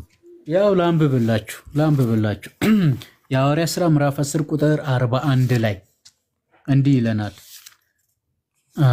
እሺ ሸበላው በጣም አይቻለሁ ትላለህ። ጸጋ ነው ነው። በዚህም ደግሞ የሚቀና እንዳይኖር ደግሞ ጌታ ሆይ ትላለህ። እኔ ደግሞ ቪዲዮን ብከፍት ምን እንደሚፈጠር አስባል። እሺ ቁጥር 41 ላይ ላንብብላችሁ በእናታችሁ ደስ ስለሚለኝ ነው። እንዲህ ይላል፣ በእንጨት ላይ ሰቅሎ ገደሉት ካለ በኋላ እርሱን ይላል ኢየሱስ ክርስቶስን እግዚአብሔር በሶስተኛ ቀን አስነሳው። እግዚአብሔር አስነሳው ይላልም፣ እርሱም ተነሳ ይላልም፣ መንፈስ ቅዱስም አስነሳ ይላል። የክርስቶስ መነሳት የእግዚአብሔርነት ስልጣን ነው። በስልጣን ደግሞ ሥላሴ ስንት ናቸው? አንድ ብቻ ናቸው። ኦኬ፣ ሶስት ስልጣን የሚባል የለም። የማትከፈል አንዲት ስልጣን ናት ያለችው። እንዲህ ይላል፣ እግዚአብሔር በሶስተኛ ቀን አስነሳው ይገለጥም ዘንድ ሰጠው። መነሳቱ ማለት ነው።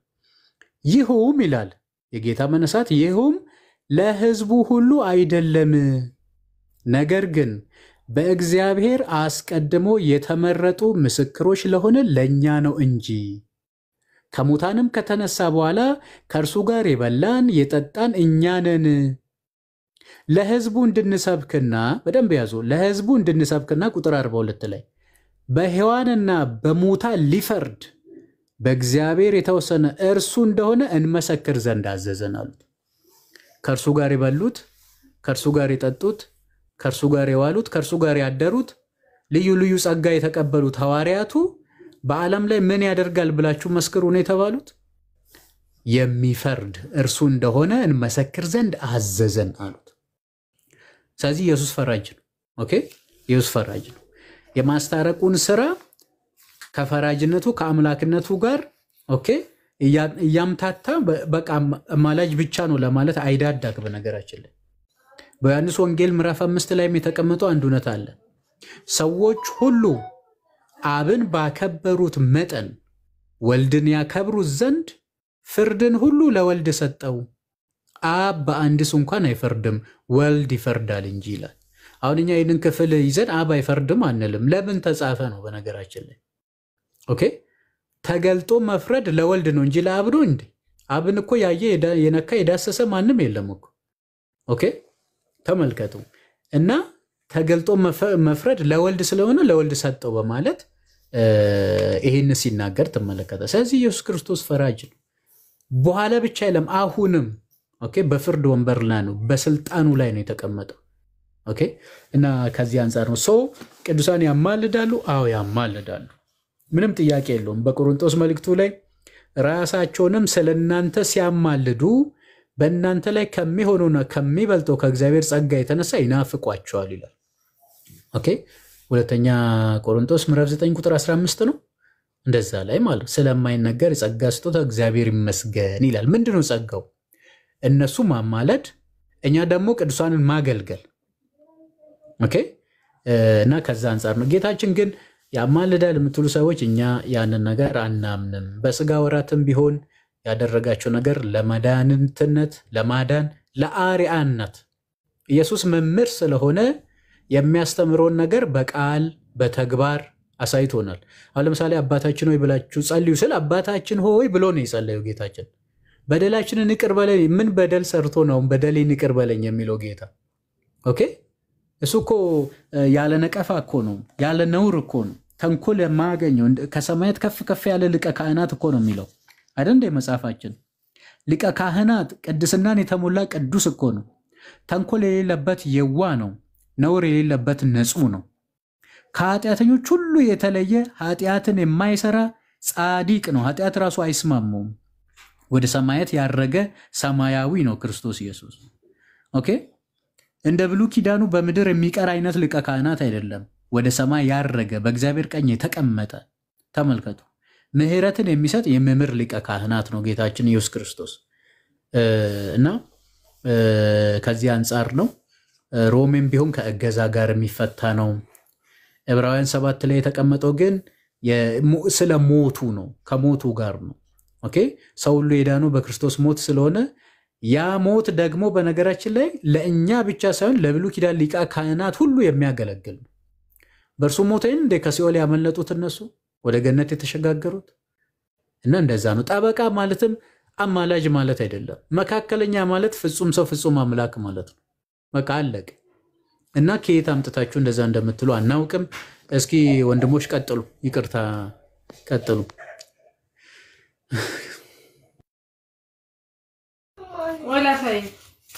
አይ ብዙ ነገር ያው ከመዳንም ተነስተው መምርዬ በጣም ብዙ ነገር ጭብጥ ያለው ነገር ነው የተነገረው። አንዳንድ ጊዜ ከሚያደርቁን እንደዚህ አይነት ትምህርት ይሻለናል። አሁን አንዳንዶቹ ገብተው መማር አይሉት፣ መጠየቅ አይሉት፣ አለመረዳት አይሉት፣ መጽሐፍ ቅዱስን መካድ አይሉት፣ ከኦርቶዶክስ ጋር የብሽሽቅ ቃላት ብቻ ቀስረው አይምሯቸውን አሳምነው ይገቡና ለተማሪው እንቅፋት ነው የሚሆኑ እና እንደዚህ በቃ በእርጋታ የምንማረው ነገር በአጠቃላይ በጣም ደስ ይለኛል። እኔ በራሴ ደስ ይለኛል፣ እደሰትበታለሁ። እና ሰላም ለኪዬ እንኳን በሰላም መጡ። ቅድም ትራንስፖርት ላይ ሆኜ ነው እና ያው ሲመጡ ሰላምታዎትን ሰምቻለሁ። እንኳን ተገናኘን፣ በሰላም እንኳን አገናኘን። አሜን አሜን። አዎ ስራ እንደቆዩ ምናምንም ሲያወሩ ነበረ ሰምቻለሁ። አጋጣሚ አሁን ኢሬቻ ምናምን ተብሎ እንትን መጣሁ እንጂ እረፍት መጣሁ እንጂ ስራ ላይ ነው ያለሁት እና ቶሎ ጨርሼ የምመጣ ይሆናል አይታወቅም። እና ቃለቤትን ያሰማልን መምህርዬ። ብዙ ተምረናልና ግን አንድ በጣም ትልቁ ችግር የፕሮቴስታንቱ ትልቁ ችግር ጌታ እኮ ተናግሮታልና እንዳይረዱ የሚያደርጋቸው ነገር በተለይ ደግሞ ቃሉ ወደ ራሳቸው እንዲመጣ እነሱ ወደ ቃል እንዲመጡ ሳይሆን ቃሉ እንደ ራሳቸው ፍላጎት እንዲሆን ዘንድ በጣም ይጥራሉ። ይህ ማለት እኮ እንደዛ አይደለም። አንተ እንደምታስበው ምናምን አይደለም። ያ ሁሉ ተጥሮ ብዙ ተለፍቶ ቶሎ ማይገባቸው አንድ ምክንያት ብዬ የማስበው ጌታችን ኢየሱስ ክርስቶስ ያስተማሩት ትምህርት አለ። እኔ ለኃጢአተኞች ነው እንጂ የመጣሁት ለጻድቃን የመጣሁ አይምሰላችሁ፣ ለጻድቃን አልመጣሁም አለ። እንግዲህ ጻድቃን የተባሉ እነ ኖህ እና አብርሃም የዳኑት በክርስቶስ ነው። አዳም ወደ ገነት የገባው በክርስቶስ ነው። ነቢያትም ወደ ገነት የገቡት በክርስቶስ ነው። ጻድቃን የተባሉ ሁሉ ታዲያ ለምንድነው ለጻድቃን አልመጣሁም ለኃጥአን የመጣሁት ያለው ቢባል በዛ ሰዓት ፈሪሳውያን ምን ብለው ጠየቁት? አንተ እንዴት ከአመንዝራዎች ጋር ከኃጢአተኞች ጋር ትበላለህ ትጠጣለህ? ለምን ከነሱ ጋር ትሆናለህ ነው ጥያቄ እንትን ያደረጉት ማለት ነው። ፈሪሳውያን ማለት ራሳቸውን ልብሳቸውን ንጹህ አድርገው አለባበሳቸውን ልዩ አድርገው ራሳቸውን ከፍከፍ የሚያደርጉ ናቸው። በቃ ከማንም በላይ ነን፣ እኛንን ጻድቃን፣ እኛንን ቅዱሳን ብሎ የሚያስቡ ናቸው። ታስታውሱ እንደሆነ አንድ ቃል አለ። አንድ ቀራጭ ሰውና አንድ ፈሪሳዊ ሰው ለጸሎት ሲቆሙ ያ ፈሪሳዊ ሰው ምንድን ነው ያለው? በሳምንት 2 ጊዜ ይጾማለሁ እያለ ራሱን ጻድቅ አድርጎ ቆጥሮ እዛ እንደዚህ እንደ ቀራጩ ሰው ስላላደረከኝ አመሰግናለሁ ነው ያለው። ራሱን ከፍ አድርጎ ሌላውን ዝቅ አድርጎ ማለት። ያ ኃጢአተኛ ማን ነው? ያ ቀራጩ ሰው ግን ምን ነበር ያደረገው? ራሱ እንኳ ከፍ አድርጎ ወደ ሰማይ ማየት አልደፈረም። ኃጢአቱን እያሰበ አዝኖ ይቅርታን ነው የጠየቀው። እግዚአብሔር ይቅር ይለው ዘንድ ጠየቀ። ራሱን ዝቅ አደረገ። ከነዚህ ከሁለቱ ማን ነው ጸሎት ተሰምቶለት የተመለሰው? ያ ማን? ያ ቀራጩ ሰው ነበር ጸሎት የተሰማለት። ኦኬ። ስለዚህ ምን ልላችሁ ፈልጌ ነው መሰላችሁ? ፕሮቴስታንት አስተሳሰባቸው ራሳቸውን ጻድቅ አድርገው ቆጥረዋል። ቅዱሳንን ይባላል እርስ በራሳችሁ። ቲክቶክ ላይም ካያችሁ ቅዱሳን እንዴት ናችሁ? ደህና ናችሁ? ቅዱሳን ታብታብ አድርጉ። ምልጃ ሲባል እኔም እኮ ቅዱስ ነኝ እኔም እኮ አማልዳለሁ ይላል። ምን አድርጓል? ራሱን ጻድቅ አድርጎ ቆጥሯል። ስለዚህ ራሱን ከማንም በላይ ስላደረገ ራሱ ከጻድቃን ከቅዱሳን ጋር እኩል አድርጎ ስለቆጠረ ሊገባው ከባድ ነው። በቃ ቃሉ ሊገባው ከባድ ነው። በቃ ቃሉን ራሱ የበላይ አድርጎ ማለት ቃሉ በቃ እኔ ያውቅበታለሁ ነው። ሊማር አይደለም የሚመጣው። በቃ አስተምራለሁ፣ እኔ ነኝ፣ እኔ ጸጋ አለኝ፣ እንትን አለኝ የበላይ ሆኖ ስለሚመጣ እንዴት ይመላ? እንዴት ይዳን? እንዴት እውቀት ይጨምርለት? እንዴት ወደ ድህነት ይምጣ? ድኛለሁ ብሏል። በቃ ከዚህ በኋላ ድህነት የለም እያለን ጻድቅ ነኝ፣ ድህነት አለኝ፣ በቃ ድኛለሁ፣ ምንም አያስፈልገኝም። ምን እሱ ስለዚህ እኔ ለማን ነው የመጣሁት ነው ያለው? ለኃጥአን ነው እንጂ የመጣሁት ለጻድቃን አልመጣሁም አለ። ለኃጥአን ነው የመጣሁት ማለት ራሱን ዝቅዝቅ ለሚያደርግ ሰው፣ እንደ በደለኛ ለሚቆጥር ሰው፣ ምሕረትን ለሚፈልግ ሰው እገለጥለታለሁ፣ ቃሉን እገልጽለታለሁ፣ የኔ ቃል እገልጽለታለሁ። ራሱን ከፍ ከፍ ለሚያደርግ ሰው እንዴት ይገለጽለታል? አንዴ ተመልቷል፣ በቃ አንዴ ራሱን ከፍ አድርጓል። ስለዚህ ከፕሮቴስታንቶች እያየን ያለ ነገር ይሄን ነው። በቃ ራሳችሁን ከፍ ማድረግ ብትል አንተ እንዳሰብኩ አይደለም፣ አንተ እንደምትለው አይደለም። ለዲያቆን ምን ነበር ሲለው የነበረ? አይ እሱ እኮ አንተ እንደምታስበው እኮ አይደለም፣ አንተ እንደምትለው እኮ አይደለም። በቃ እሱ የበላይ ነዋ። ቃሉን በርብ አድርጎ ይቀዋል። በቃ ራሱን ጻድቅ አድርጎ ራሱን ከፍ ከፍ አድርጎ ቆጥሯል። ስለዚህ እነሱን ለማስረዳት በጣም ከባድ ነው። ግን ምንድነው እኛ ተስፋ አንቆርጥም። ምክንያቱም የሚያስተምር እግዚአብሔር ነው እንጂ እኛ አይደለንም። እግዚአብሔር በጥበቡ ይመልሳቸዋል ብለን ተስፋ አድርገን እንጥራለን። እግዚአብሔር ጠቢብ ነው፣ ምንም አይሳነው። አንድ ቀን ሊመለሱ ይችላሉ። ግን ከዚህ ማማ ከፍ ከፍ ካላችሁበት ማማ ካልወረዳችሁ በስተቀር ልትድኑ አትችሉም። ራሱን ከፍ ከፍ የሚያደርግ ዝቅ ዝቅ ይላል፣ ራሱን ዝቅ ዝቅ የሚያደርግ ደግሞ ከፍ ከፍ ይላል ቃሉ አይደል? እናንተ ዝቅ ካላላችሁ በስተቀር ከፍ ማለት አትችሉም። ከፍ ስላላችሁ ደግሞ ምንድነው ተዋርዳችኋል ማለት። ስለዚህ ከዚህ አንጻር እንረዳው። ፕሮቴስታንት የገባ ካለ መወያየት እንችላለን። ያው አንዳንድ ጊዜ ትምህርት ብቻ ሲሆን እንትን ያደርጋልና ሰው ያው እንደ ሰው ደግሞ እንትን ማድረግ የሚያስፈልጋል። ዋናው ቃሉ ነው። ቃሉ ደግሞ እግዚአብሔር ያስተምረናል። ፌቨንዬ አዲስ ሰው ይገባ። ኦርቶዶክስስ ፕሮቴስታንት? አይ እሷ የኛ ልጅ ነች። የኛ ናት። ኦኬ የገባ ሰው የለም ማለት ነው። የኛ ያልሆነ የለም እዚህ ቢሆን የኛ ያልሆነ የለም። በቃ እኔ ልወርድና አንድ ሰው እኔ ወርዳለሁ ከስር ቤተ ናታንም ተናገሩን ያለው ከስር ችግር የለም። መመሪ ቀጥሉ። አይ እኔ ከስር የመድሮታች አረ መምህር እንዳይወርዱ እርሶ ድምጽ እንድሰማ ነው። አረ በጌታ እኔ አንድ ጥያቄ አለኝ። እኔ ለኤፍቲ ልጠይቅና አሰናብ። አረ ማንንም አይወርድ። ለምንድን ነው የምትወርዱት? እኛ መማማር ነው የምንፈልገው እንዴ። እኛ ከነሱ ጋር መዳረቅ እኮ የግድ እኮ ሱስ አይደለም። እስኪ ይሄ ሊማፋት ተዘጋጁ እኮ አስቸጋሪ ነው እንዴ። እኛ የመጡት መምህራኖች በአጠቃላይ ያስተምሩ። እኛ ያለው መምህር ያስተምረን። እኛ አሁን ፕሮቴስታንት አስገባን አውቀው ነው የሚደርቁት። እኛ እኮ የእነሱን መጽሐፍ ከመግለጥ በራሱ አፍ ይናገር ብለን ነው። ሙሉ ሰዓትማ ከነሱ ጋር መዳረቅ እንደሱ ሲሆነ፣ ስለዚህ የእኛንም ትምህርት ያስተጓጉላሉ። እነሱ ያው የሚታወቅ ነው። አድሮ ቃሪያ ነው ውሎ ያው የሚበስል ነገር አይደለም። ምንድነው እሱ ነገር? አድሮ ቃሪያ ምንድነው ደግሞ? ያው ነው። ኧረ በስመ አብ ምንም የሚበስል ነገር የለም። እና ያው ማቃጠሉ አይቀርም። አድሮም ቃሪያ ነው። ኧረ እኔ የሚያቃጠል ቃሪያ ይመቸኝ ነበረ። ስለዚህ እኛ የእናንተን ሰዓት ነው እኔ መጠቀም ፈልገው፣ እኔ መማር ነው ፈልገው። መምህር የእግዚአብሔርን ቢጨቃጨቁ እኮ ጥሩ ነው፣ ለእኛም ጥቅም የሚሆን ከሆነ ጥያቄያቸው እውነት የሰውን ሕይወት የሚቀይር ከሆነ የትኛውን ፕሮቴስታንት ገብቶ ይጨቃጨቅ፣ ይረዳ፣ ህብረተሰቡን የሚያስተምር ደስ ይለኛል። ግን አንዳንዱ ቅጥረኛ አሁን ዛሬ ዲያቆን መዝሙር ካስተማረው ጥያቄ ቅያሬ አድርጎ ነው ከመምህር ዘላለም ጋር ማውራት ያለበት። ያ እነሱ ቤት አይታይም። ስለዚህ ምንድነው እዚህ ጋር ትምህርት እንዳይሰጥና ህብረተሰቡ በአጠቃላይ በወንጌል ትምህርት እንዳይጥለቀለቅ ምቀኝነት አውቀው እውነት እንዳልሆነ እኮ አስተምሯቸውና እምነታቸው እኮ የሚከተሉት ነገር እኮ ይታወቃል። ምንም ራሳቸውም ያውቃሉ። ምክንያቱም ቀለሜ ምን ብሏል? ትምህርታችን እንደ ኮሶ የተገነጣጠለ ነው። አንዱ ይሄን ይላል፣ አንዱ ይሄን ይላል፣ አንዱ ይሄን ይላል ብለዋል እኮ። ስለዚህ የውሸት ትምህርት እንዳላቸው እኮ በራሳቸውን በአንደበት አየር ላይ የተናገሩት ነገር። እኛ ከተማሩ ወንድሞቻችን ናቸው፣ ከነሱ ሳይሆን ከአስተምሯቸው ነው ጥላቻ ያለን። ስለዚህ እናንተ አስተምሩ። ያለው ትምህርት የሚፈልግ ነው።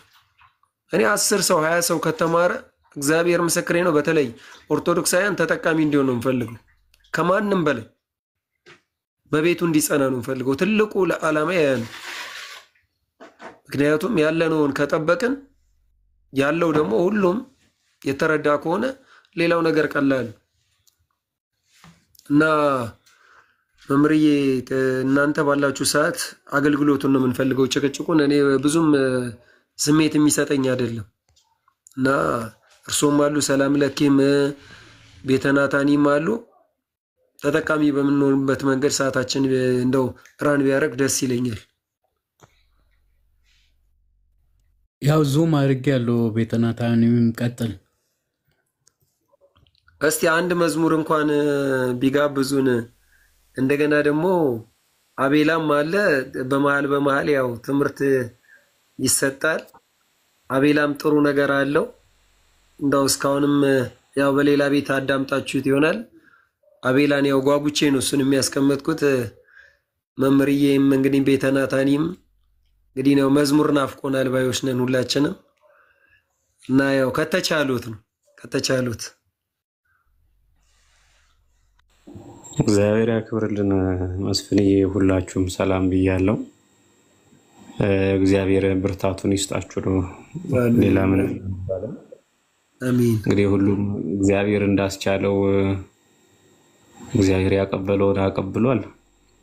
እንግዲህ ጆሮ ያለው መስማትን ይስማን የሚለው መጽሐፍ እውነት ነው። አንድ መምህር ሲያስተምሩን ምን አሉ? እግዚአብሔር በዚህ ሰዓት ምክንያት ላይ ያሳጣን ትንቢቱ ተፈጽሞ ዘንድ ጊዜው ነው የሚጠብቀው አሉ። ምክንያቱም ወንጌል ሁሉ ለዓለም ይሰበካል ስለሚል በሁሉ ሰው እጅ ላይ ወንጌል አለ። እንዴት ብለን ስንጠይቃቸው ዘመናዊ ስልክ ያላዘ ሰው አለ ወይ አሉን። አይ ቢያንስ ከግማሽ በላይ የሚጠጋው የዓለም ሕዝብ ያን ነገር ይጠቀማልና በዛ ስልክ ላይ ደግሞ መጽሐፍ ቅዱስ አለ አሉ። ምክንያት አሳጥቶ ነው እግዚአብሔር ወደኛ የቀረበውና ተግቶ መጸለይ ነው። ተግቶ ከንግግር ይልቅ ተግቶ መማማርና ተግቶ መጸለይ ያለንበት ሰዓት ነው ብለው ያስተምራሉና አንዳንድ ጊዜ በክርክር ማር ቅድም መምህርም ብለውታል ጸጋ እግዚአብሔር መነጠቅ አለና እኔ አንዳንዴ ከ3 ሰዓት በኋላ ከሌሎች ወንድሞቻችን ጋር ንግግር ባይኖረን ብዬ እላለሁ። ምናልባት የሚጠቅሙ ከሆነ አንደኛ ነዋም ነው፣ ሁለተኛ በጸሎት የበረታ ሰው ለጸሎት ነው መዘጋጀት ያለበት። መሰል ነገሮች መንፈሳዊ ተጋድሏችንን የምንይዝበት ቢሆንን የበለጠ ላለው ያው የተለመደው ነው። ሁላችሁም በላችሁታል። የሚገቡትም የሚወጡትም መልክ ተቀያይሮ እንጂ ድምጸቱ አንድ ነው። እኛ በእዝሉ በግዙ በአራሪያው ስናዜም እነሱ ባንቾዬ በአምባሰል ነው የሚመጡብንና መግባባት አንችልም እግዚአብሔር በሚያውቀው። ስለዚህ ምናልባት ከዛ ውስጥ ጥቂት ይድን ዘንድ እግዚአብሔር ፈቃዱ ከሆነ ያው መድከሙ በጎ ነው ግድም ነው። አንዳንድ ጊዜ ግን አለ በቃ ወተት ነጭ ሆኖ ሳለ ጥቁር ነው ብሎ የሚከራከር ሰው አለ። እግዚአብሔር ይሁን እኔ ምንም አይደለም ለእንደዚህ አይነት ሰው እግዚአብሔር በሚያውቀው። እኔ መምህራንም ባይደክሙ መልካም ነው። እኔ ስንት እንደው ለስጋ የነገራቸውም ቀን ደክመው እንደገላ ለነፍስ እንዲህ ባለው ደግሞ እንዱ ፍሬ ወደሌለው ነገር መድከሙ ተገቢ ስላልሆነ አይቶ ትንሽ ሊማር ሊረዳ መጽሐፍ ቅዱስ የሚያቅሰው።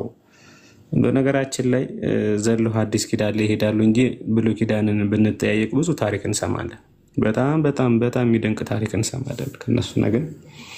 እኔ ትንሽ ለማወቅ ለመረዳት ትንሽ እግዚአብሔርን በእውነት ለሚፈልግ ሰው ነው ንግግር መድረክ መክፈት እንጂ ኦርቶዶክሳዊ ጠባያችንን ለዛችንን በሌሎቹ መንፈስ አውዱን እንዳይሸፈንብን ምን ያደራ ለማለት ነው። እግዚአብሔር እድሜና ጤና ሰጥቶ 2018 አድርሶናል። ደግሞ በቸርነቱ ብርሃነ መስቀሉን አሳልፎ ደግሞ ለወርሃ ጽጌ ደግሞ ለእመቤታችን ለታላቁ ቤተክርስቲያን ዘውትር ቅዳሜ በማህሌት በልዩ ሁኔታ የምትከብርበት አባቶች ካህናት፣ ሊቃውንተ ቤተክርስቲያን፣ ወንድሞች ዲያቆናት፣ መምህራን፣ እናቶቻችን፣ አባቶቻችን፣ ሰንበት ቤት አገልጋይ፣ ወጣት በማደግ ላይ ያለ ህፃናት ሁሉ በናፍቆት የሚጠብቀው የቤተክርስቲያናችን ከፍቃደ ጾም ተብሎ ከሚጠራው እኔ አንዳንድ ጊዜ ፍቃድ የምትሏን ትንሽ እቃረናለሁ። መምህራኖቻችን እንደዛ ከሚሆን የበረከት ጾም ይባል ይላሉ። ምክንያቱም በረከት የሚለውን ለዛ እንዳያጠፋብን ብሎ ስለሚናገሩ ለሱም እንኳን አደረሳችሁ ለወርሃ ጽጌ ከመስከረም 26 ከፍቶ ህዳር 6 ላይ የሚያበቃ ነውና እግዚአብሔር ያበረታን ጎበዝን በረከቱን የበለጠ በእድሜያችን ያየን የቀመስን በህይወት እሱን የበልጥ ከመይታችን መከራዋን ስደቷን እያሰበን የልጇን መከራ ስደት አብሮም የተጓዙትን እነሰሎሜ ነው ሌሎችንም አረጋዊ ሌሎችንም እያሰበን በረከት ምናስብበት ጊዜ ስለሆነ ይበልጥ ልንጠነከር የሚገባው ትልቅ በረከት በህይወታችን በተለይ ትልቅ በረከት ምናገኝበት ወቅት ነውና እግዚአብሔር አበርትቶን ማህሌቱንም ቆመን ለቅዳሴው ማንቀቶን እንዲያኖረን የሱ ቅዱስ ፍቃድ ይሁንልን። ለዛ ዝግጅት ይሆን ዘንድ አንደበቴን በምስጋና ነው በምስጋና ከፍቼ በምስጋና ምን ልያችሁ ሌላ ነገር መናገር አልፈልግም። ፍቃዳችሁ ከሆነ የመሬታችን አንድ ዝማሬ ዘምሬ ሰናበታለሁ ማለት ነው። መስፍንዬ ፍቃዳችሁ ከሆነ እሺ መጀመሪያ ይቅረብና እንግዲህ ነው ቤቱ ይወስናል።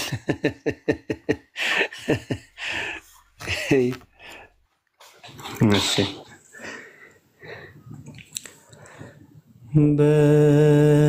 በብርሃን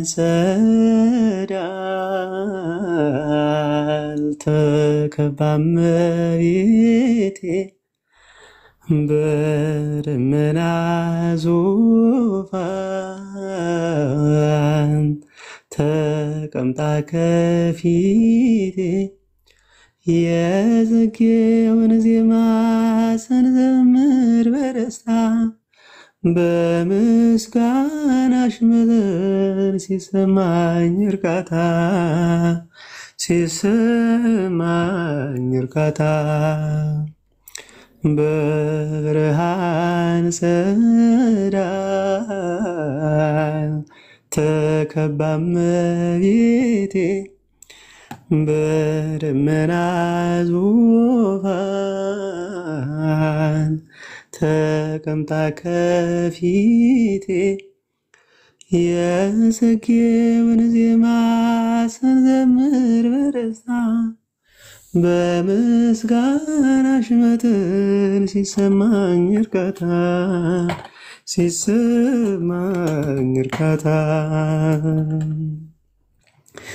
እንባዬ ሲቀዳ ናፍቆትሽ መስጦኝ ከደስታ በላይ አንቺን ስላየሁኝ ምኞቴ ተሳክቶ ፊትሽን አይቼው የሌሊት ሕልሜ ምኞቴ ነው የቀን ምኞቴ ነው በብርሃን ጸዳል ተከባ እመቤቴ በደመና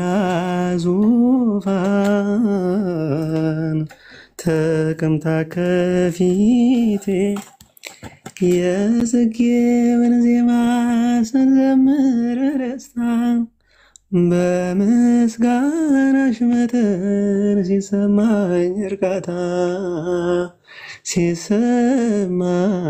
እርካታ ሩሩ ነሽና የህልሜ ተሳክቶ አመስግኜሽ ድንግል ህሊናዬ ረክቶ ልጅሽ ልሁን ድንግል ከስርሽ አልጥፋ አንቺን በማመስገን ህሊናዬ ይትጋ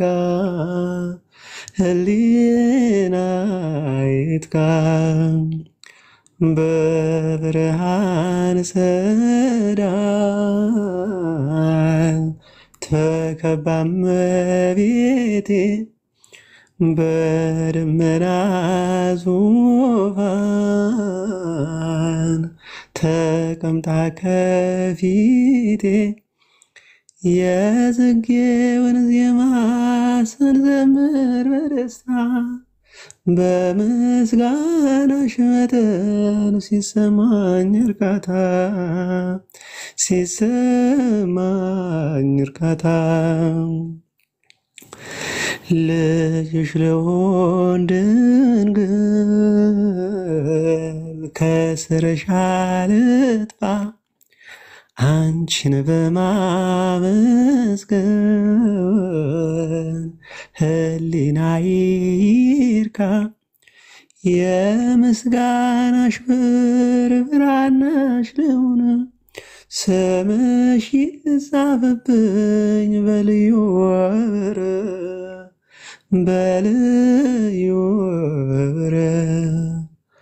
በብርሃን ጸዳል ተከባ እመቤቴ በደመና ዙፋን ተቀምጣ ከፊቴ የጽጌውን ዜማ ስንዘምር በደስታ በምስጋናሽ መጠን ሲሰማኝ እርካታ ሮሮ ነሽና የህልሜ ተሳክቶ አመስግኜሽ ድንግል ህሊናዬ ረክቶ ልጅሽ ልሆን ድንግል ከስርሽ አልጥፋ አንቺን በማመስገን ህሊናዬ ይትጋ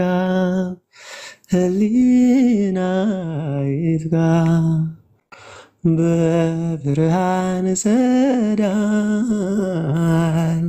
ተከባ እመቤቴ በደመና ዙፋን ተቀምጣ ከፊቴ የጽጌውን ዜማ ስንዘምር በእልልታ በምስጋናሽ መጠን ሲሰማኝ እርካታ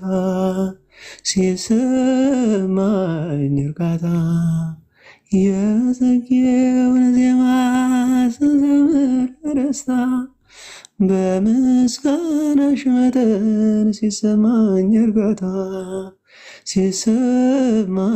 እርካታ የጽጌውን ዜማ ስንዘምር በደስታ በምስጋናሽ መጠን ሲሰማኝ እርካታ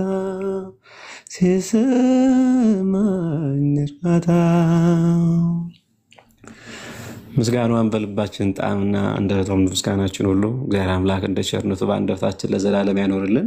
ወስብሐት ለእግዚአብሔር ወለወላዲቱ ድንግል አሜን። ይቆየን። እግዚአብሔር ይስጥልን። ቃሌት ያሰማልን፣ ዝማሬ መላእክትን ያሰማልን። መስፍን የቀደምኩት በጣም ደስ ስላለኝ ነውና እንዲያው የድንግል ማርያም ስም ሲነሳ ዝማሬውን በጣም ይጣፍጣል። ራሱ እኮ ስለ ማርያም ሲዘመር በጣም ይጣፍጣል። እሷም ራሱ ማር አይደለ? ቃሌትን ያሰማል፣ ዝማሬ መላእክትን ያሰማልን። ለዘማሪ ይልማ ኃይሎም ዝማሬ መላእክትን ያሰማልን። እንዲያው ይልማ ኃይሉ አይታችሁ ከሆነ ግጥሞቹ፣ መዝሙሮቹ አይታችሁ ከሆነ አስተውላችሁ ከሆነ ስዕላዊ ናቸው አይደል? ስዕላዊ ናቸው። በቃ ሲዘመር ራሱ ምናባችሁ ላይ ልብ ላይ ይሳላልና እናንተ የማታስተውሉ የገላትያ ሰዎች ወይ ኢየሱስ ክርስቶስ በዓይናችሁ ፊት እንደተሰቀለ ሆኖ ተስሎ ነበር፣ ለእውነት እንዳትታዘዙ አዚም ያደረገባችሁ ማን ነው እንደተባለ ሁሉ ማለት ነው። ዜማው ግጥሙ ሲሰማው ራሱ ይሳላልና ራሱም ሰዓሊ ነው ዘማሪ ሊቀ መዘምራን ይልማ ኃይሉ ማለት ነው። እና በጣም ደስ የሚል መዝሙር ነው። እናመሰግናለን መምህራችን መስፍኔም ሌሎቻችሁ መርቁ። ዝማሬ መላእክት ያሰማልን። እንግዲህ ያው ጸጋ በትምህርቱም በዝማሬውም ያው እንግዲህ መምህር ቤተናታኒም ያው ብዙ ጊዜ እኛ ትንሽ የመዝሙር ጣዕምም የምናውቀው በሳቸው ነው እውነት ለመናገር ማለት ነውና ብዙ ነገር ያው እያስተማሩን ያሉ ከጎናችን እንደ ታናሽነታችን ሳይንቁን ክርስትናው እንዲገባን እየመከሩን ከመንገድና እንወጣ እየመለሱን በብዙ ነገር እኔ ንግግራቸውም ውስን ነው ድርጊታቸውም ደግሞ ያው እንደዚች የሆነ ነውና ሁሌ ካወኳቸው ጀምሮ እግዚአብሔር ይመስገን እሳቸውን ማወቄን በጣም አመሰግናለሁ እግዚአብሔርንና በጣም እንደዚህ ቁም ነገር ያለውን ነገር ነው የሚያደርጉት ብዙ ጊዜ እና ጸጋውን ያብዛልኝ ዝማሬ መላእክት ያሰማልኝ የሐዋርያት የነቢያትን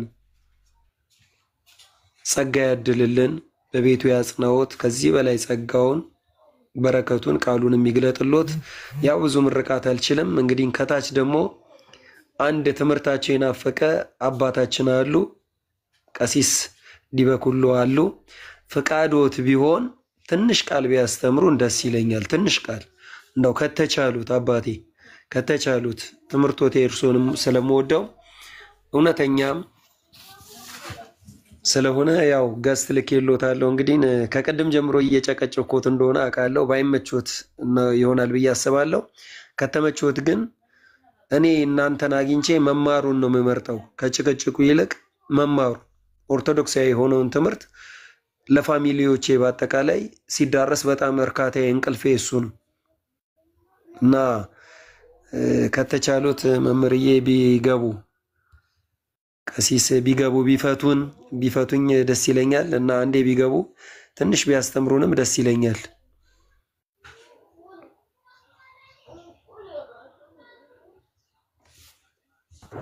ቀሲስ ቢገቡ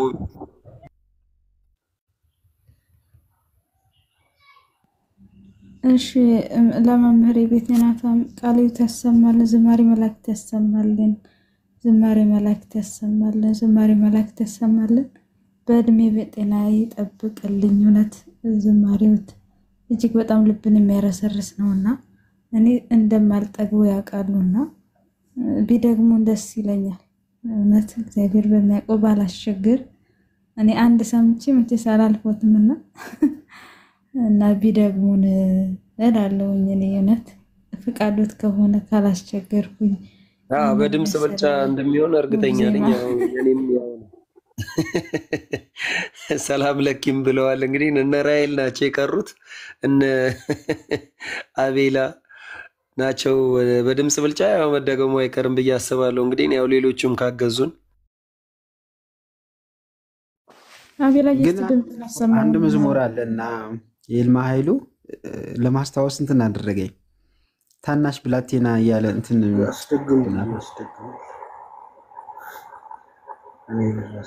እሱም ይዘምሩልን እንዲያሚያውቁት ከሆነ እግዚአብሔር አምላክ ይክበር ይመስገን እንኳን ደህና መጣሽ እግዚአብሔር ይመስገን እግዚአብሔር ይመስገን ሰላም ዝማሬ መላእክት ያሰማልን ቤተናታኔም እውነት ቢደግሙልን በጣም ደስ ይለናል እኔም እጅግ በጣም የማከብራቸው ሲሆን ደግሞ የመቤታችን የመስቀሉ ፍቅር የሚለውን ቢደግሙልን ደስ ይለኛል ሁላችንም ቀድሜ መርጫለሁ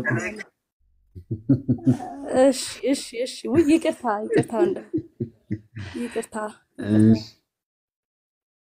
እኔ አስታውሻለሁና መዝሙሩ ያው እሱም ጥሩ ደስ የሚል መዝሙር ነው የድሮ መዝሙር የይልማ የሊቀ መዘምራን ይልማ በድንገትና ዓለም ተደነቀ እውነተኛው መተት ከሆዳ ፈለቀ የሚለውን ያውቁታል መዝሙሩን ቆይ አንዴ ጠብቁኝ ብለው ጽፈዋል ከተደና እንጠብቆታለን የሁለታችን ምርጫ እንደሚዘምሩን በተስፋ ጠብቃለን ዘማሪ መስከረም እንኳን ደህና መጣሽ ሰላም ለኪ የሚለው እንትኑ ስለተሸፈነው ሰዓሊው ናቸው በነገራችን ላይ አዎ እሺ መስፍኔ ምን ነው ዝም አልክ መስፍኔ ቤት ነው ያለውና ድንገት እራትም እየበላ ኧረ እኔ አላልኩም። ኮሜንት እየጻፍኩ ስለነበረ ነው። እኔ ዝምታ ራሱ አያምርብኝም፣ እርግጠኛ ነኝ።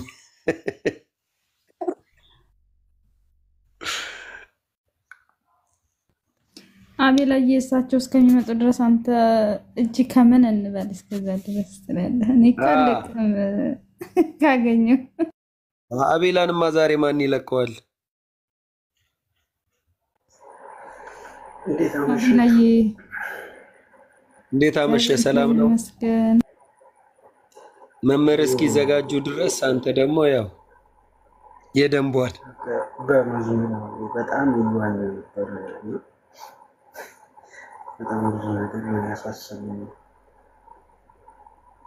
መዝሙሩ እንዴት ይዘመር ከነፍስ ጋር ትዳር ነው መሰረት እና እመቤታችን በብዙ መልኩ ነው ያሳሰበኝ ነው። ማርያምን ልጅ አላት የሚል ግጥም አዲስ ግጥም አቤላዬ ግን ድምፅህ እንትን ብሏል አይደል? ድምፅ ነገር ያለ ያለው ድምፅህ ልክ አይደለም። አስተካክለው ትንሽ ታፍኗል ድምጼ ወይ ወርደ ግባ። አዎ ታፍኗል ድምፅህ። ኤርፎን ከሰካህ ምነው? ኦኬ ቆሽ ወጥቼ ልግባ መሰለኝ። ውጣና ግባ።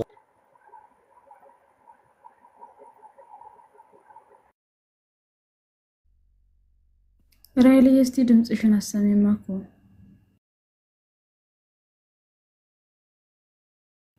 ራይል አለሽ? ድምፅሽን አሰሚ አለው። እኔ ጋር የሚረብሽ ድምፅ ስላለ ለዛ ነው ዝም ብለው ለማውራትም ብዙም አይደለሁም እና እግዚአብሔር ያክብርልኝ። እንደምን አመሻችሁ ብያለሁ ሁላችሁንም። ዛሬ ደስ ይል ነበረ። መዝሙረ ዲያቆን መዝሙረ ያሬድ ነበር፣ ብዙ ተምረናል። መስፍን እግዚአብሔር ይስጥ፣ በአንተ ምክንያት ተማርን። በእውነቱ ደስ ይላል። እድሜ ጤና ያክልልን። እኔ በእናንተ ምክንያት ልል ነው። ተው ተው ተው፣ በአንተ ምክንያት አትበሉ። እኔ በእናንተ ጸሎት ነው። እኔ በእናንተ ጸሎት ነው። እግዚአብሔርን እውነቴን ነው የምላችሁ። በእኔ ምንም የሆነ ነገር የለም።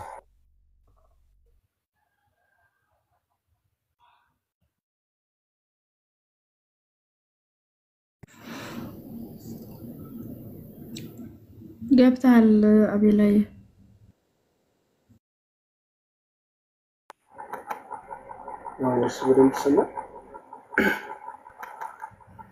አሁን ይሻላል፣ ግን የሆነ ኩር የምትል ነገር አለች።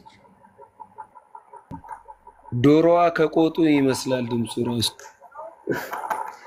አሁን ያው ነው በደንብ አይሰማም። አሁን ትሻላለህ። አሁን ከቅድሙ ይሻላል፣ ግን የሚረብሽ ድምፅ አለ ከጀርባ።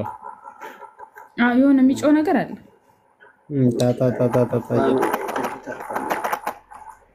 ኤርፎን ግን ለማለት የሆነ የሚያስተጋባ ነገር ነው። ያስተጋባል፣ እያስተጋበት ነው። ዘማሪ መስከረም አለች። እስከዛ እህታችን በሱ ታገልግለንና ወደ አቤላ እንሄዳለን። እህታችን እንኳን ደህና መጣሽ ብለናል። እንኳን ደህና ቆያችሁ የክርስቶስ ቤተሰቦች ሁላችሁም፣ እንዴት አመሻችሁ? እግዚአብሔር አምላክ ይክበር ይመስገን። አሜን። እግዚአብሔር ስም የተመሰገነ ይሁን። አሜን አሜን አሜን። አባቶች ካላችሁ ይፍቱኝ፣ ይባርኩኝ።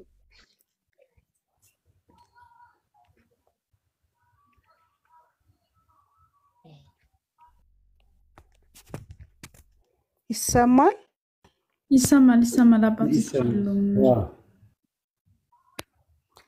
በድንግል ትህትና የሚዘምር ሰው አለ? ካልሆነ ልዘምር ነበር። በጣም ወደው መዝሙር ዘምሪ፣ እናትሽ ዘምሪ። ድንግል ትርዳሽ። በስላሴ ስምና ስልጣን አምኜ እዘምራለሁ። በድንግል ትህትና ዓለም ተደነቀ፣ ዓለም ተደነቀ። እውነተኛ መጠጥ ከሆዷ ፈለቀ ከሆዷ ፈለቀ ሰው የሚድንበት ሮማንና ገውዝ ሮማን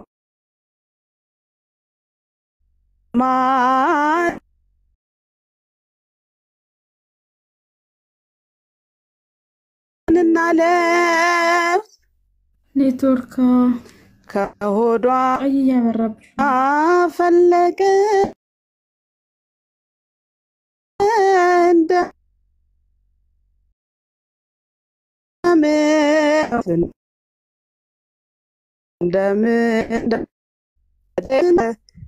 አይሰማም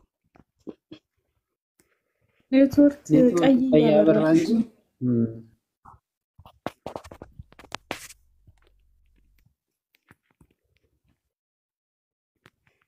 በድንግል ትሕትና ዓለም ተደነቀ ተደነቀ እውነተኛ መጠጥ ከሆዷ ፈለቀ ከሆዷ ፈለቀ ሰው የሚድንበት ሮማንና ገውዝ ሮማንና ለፍ ከሆዷ ፈለቀ እንደ ምንጭ እንደ ወንዝ እንደ ምንጭ እንደ ወንዝ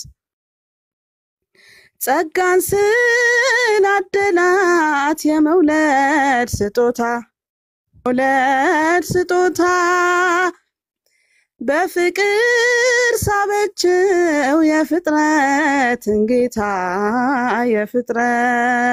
ጌታ ሰማያዊው አካል ከእርሷን ስጋ ነሳ ፀሐይ ስለወጣ ቀረልን አበሳ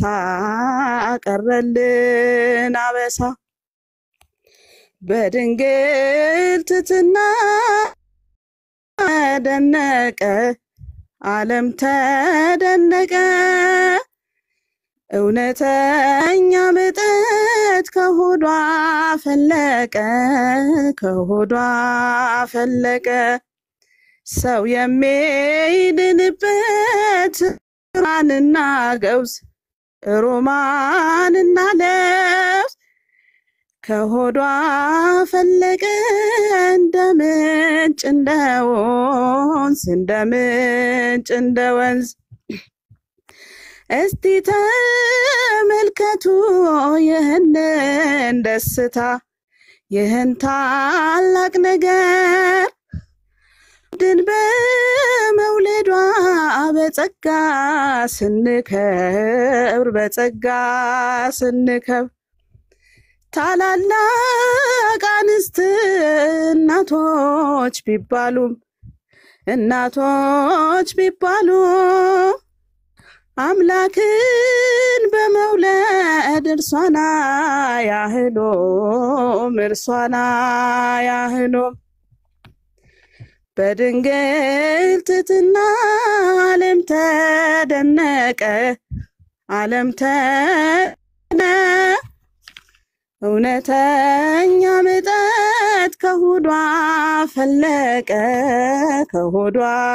ፈለቀ ሰው የሚድንበት ሮማንና ገውዝ ሮማንና ለውዝ ከሆዷ ፈለቀ እንደ ምንጭ እንደ ወንዝ እንደ ምንጭ እንደ ወንዝ እግዚአብሔር ምድርን አየና በሞላ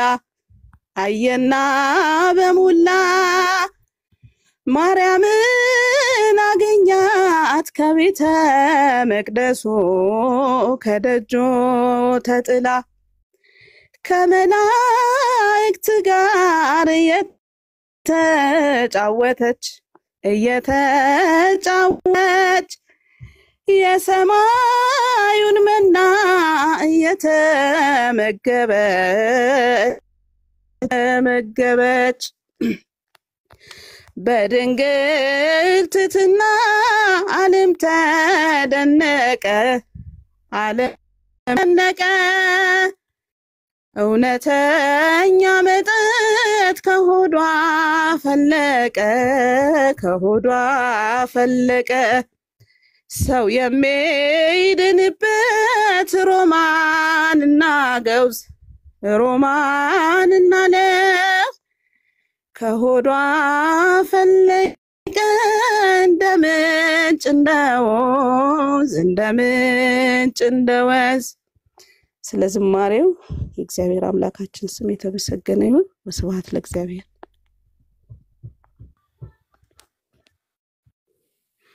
ዝማሬ መላእክትን ያሰማልን። መንግስተ ሰማያትን ያውርስልን። ድንግል ማርያም ትጠብቅሽ፣ ስውራ ማርያም ትጠብቅሽ። እውነት የምናገር እሷ እንዳመሰገንሻት በመዝሙር የመላእክት ዝማሬ የመላእክት ምስጋናን ታሰማሽ።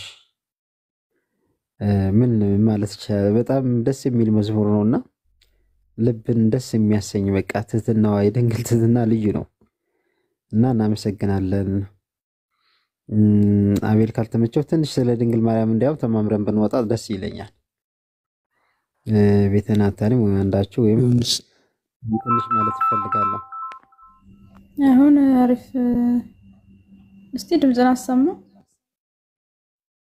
አለው በመሃል ገባው አላህ አሁን አሪፍ ሆነ መጣ።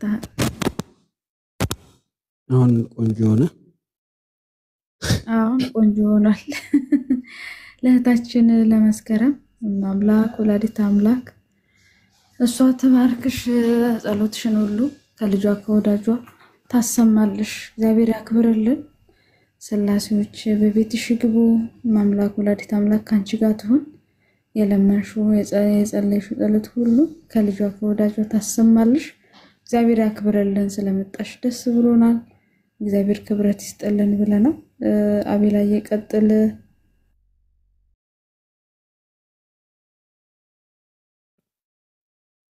እሺ ያው ስለመቤታችን ብዙ እየተባለ ነው እና ብዙ ጊዜ ያው ፍቅሯ አይወጣም ምንም ቢባል። ሰሞኑን በመቤታችን ላይ የተነሱ ብዙ አይኖች አልባሌ ድርጊቶች አሉና ያው በአይናችን ያየናቸው የሚያስቆጩ የሚያስከፉ ነገሮች፣ እነዚህ ነገሮች ያው ተደጋጋሚ ቢሆኑም ከብዙዎቹ በጥቂቱ በአይናችን ማየት የቻልነው እነዚህን ነገር ስለሆነ ብቻ ነው። ግን ተሰምቶኝ የጻፍኩትን ግጥም ነው መጋብዛችሁ። በተለይም በመቤታችን ምስል ላይ በሚወስዱት አንዳንድ ሰነፎች በሚወስዱት እርምጃ ተሰምቶኝ የጻፍኩትን ግጥም ያብዛችሁ። ማርያምም ልጅ አላት ይላል ግጥም።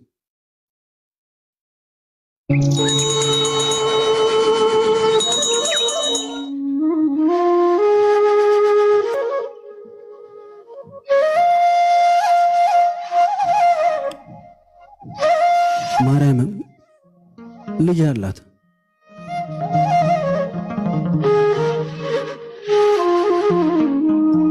የእናትነት ቅሉ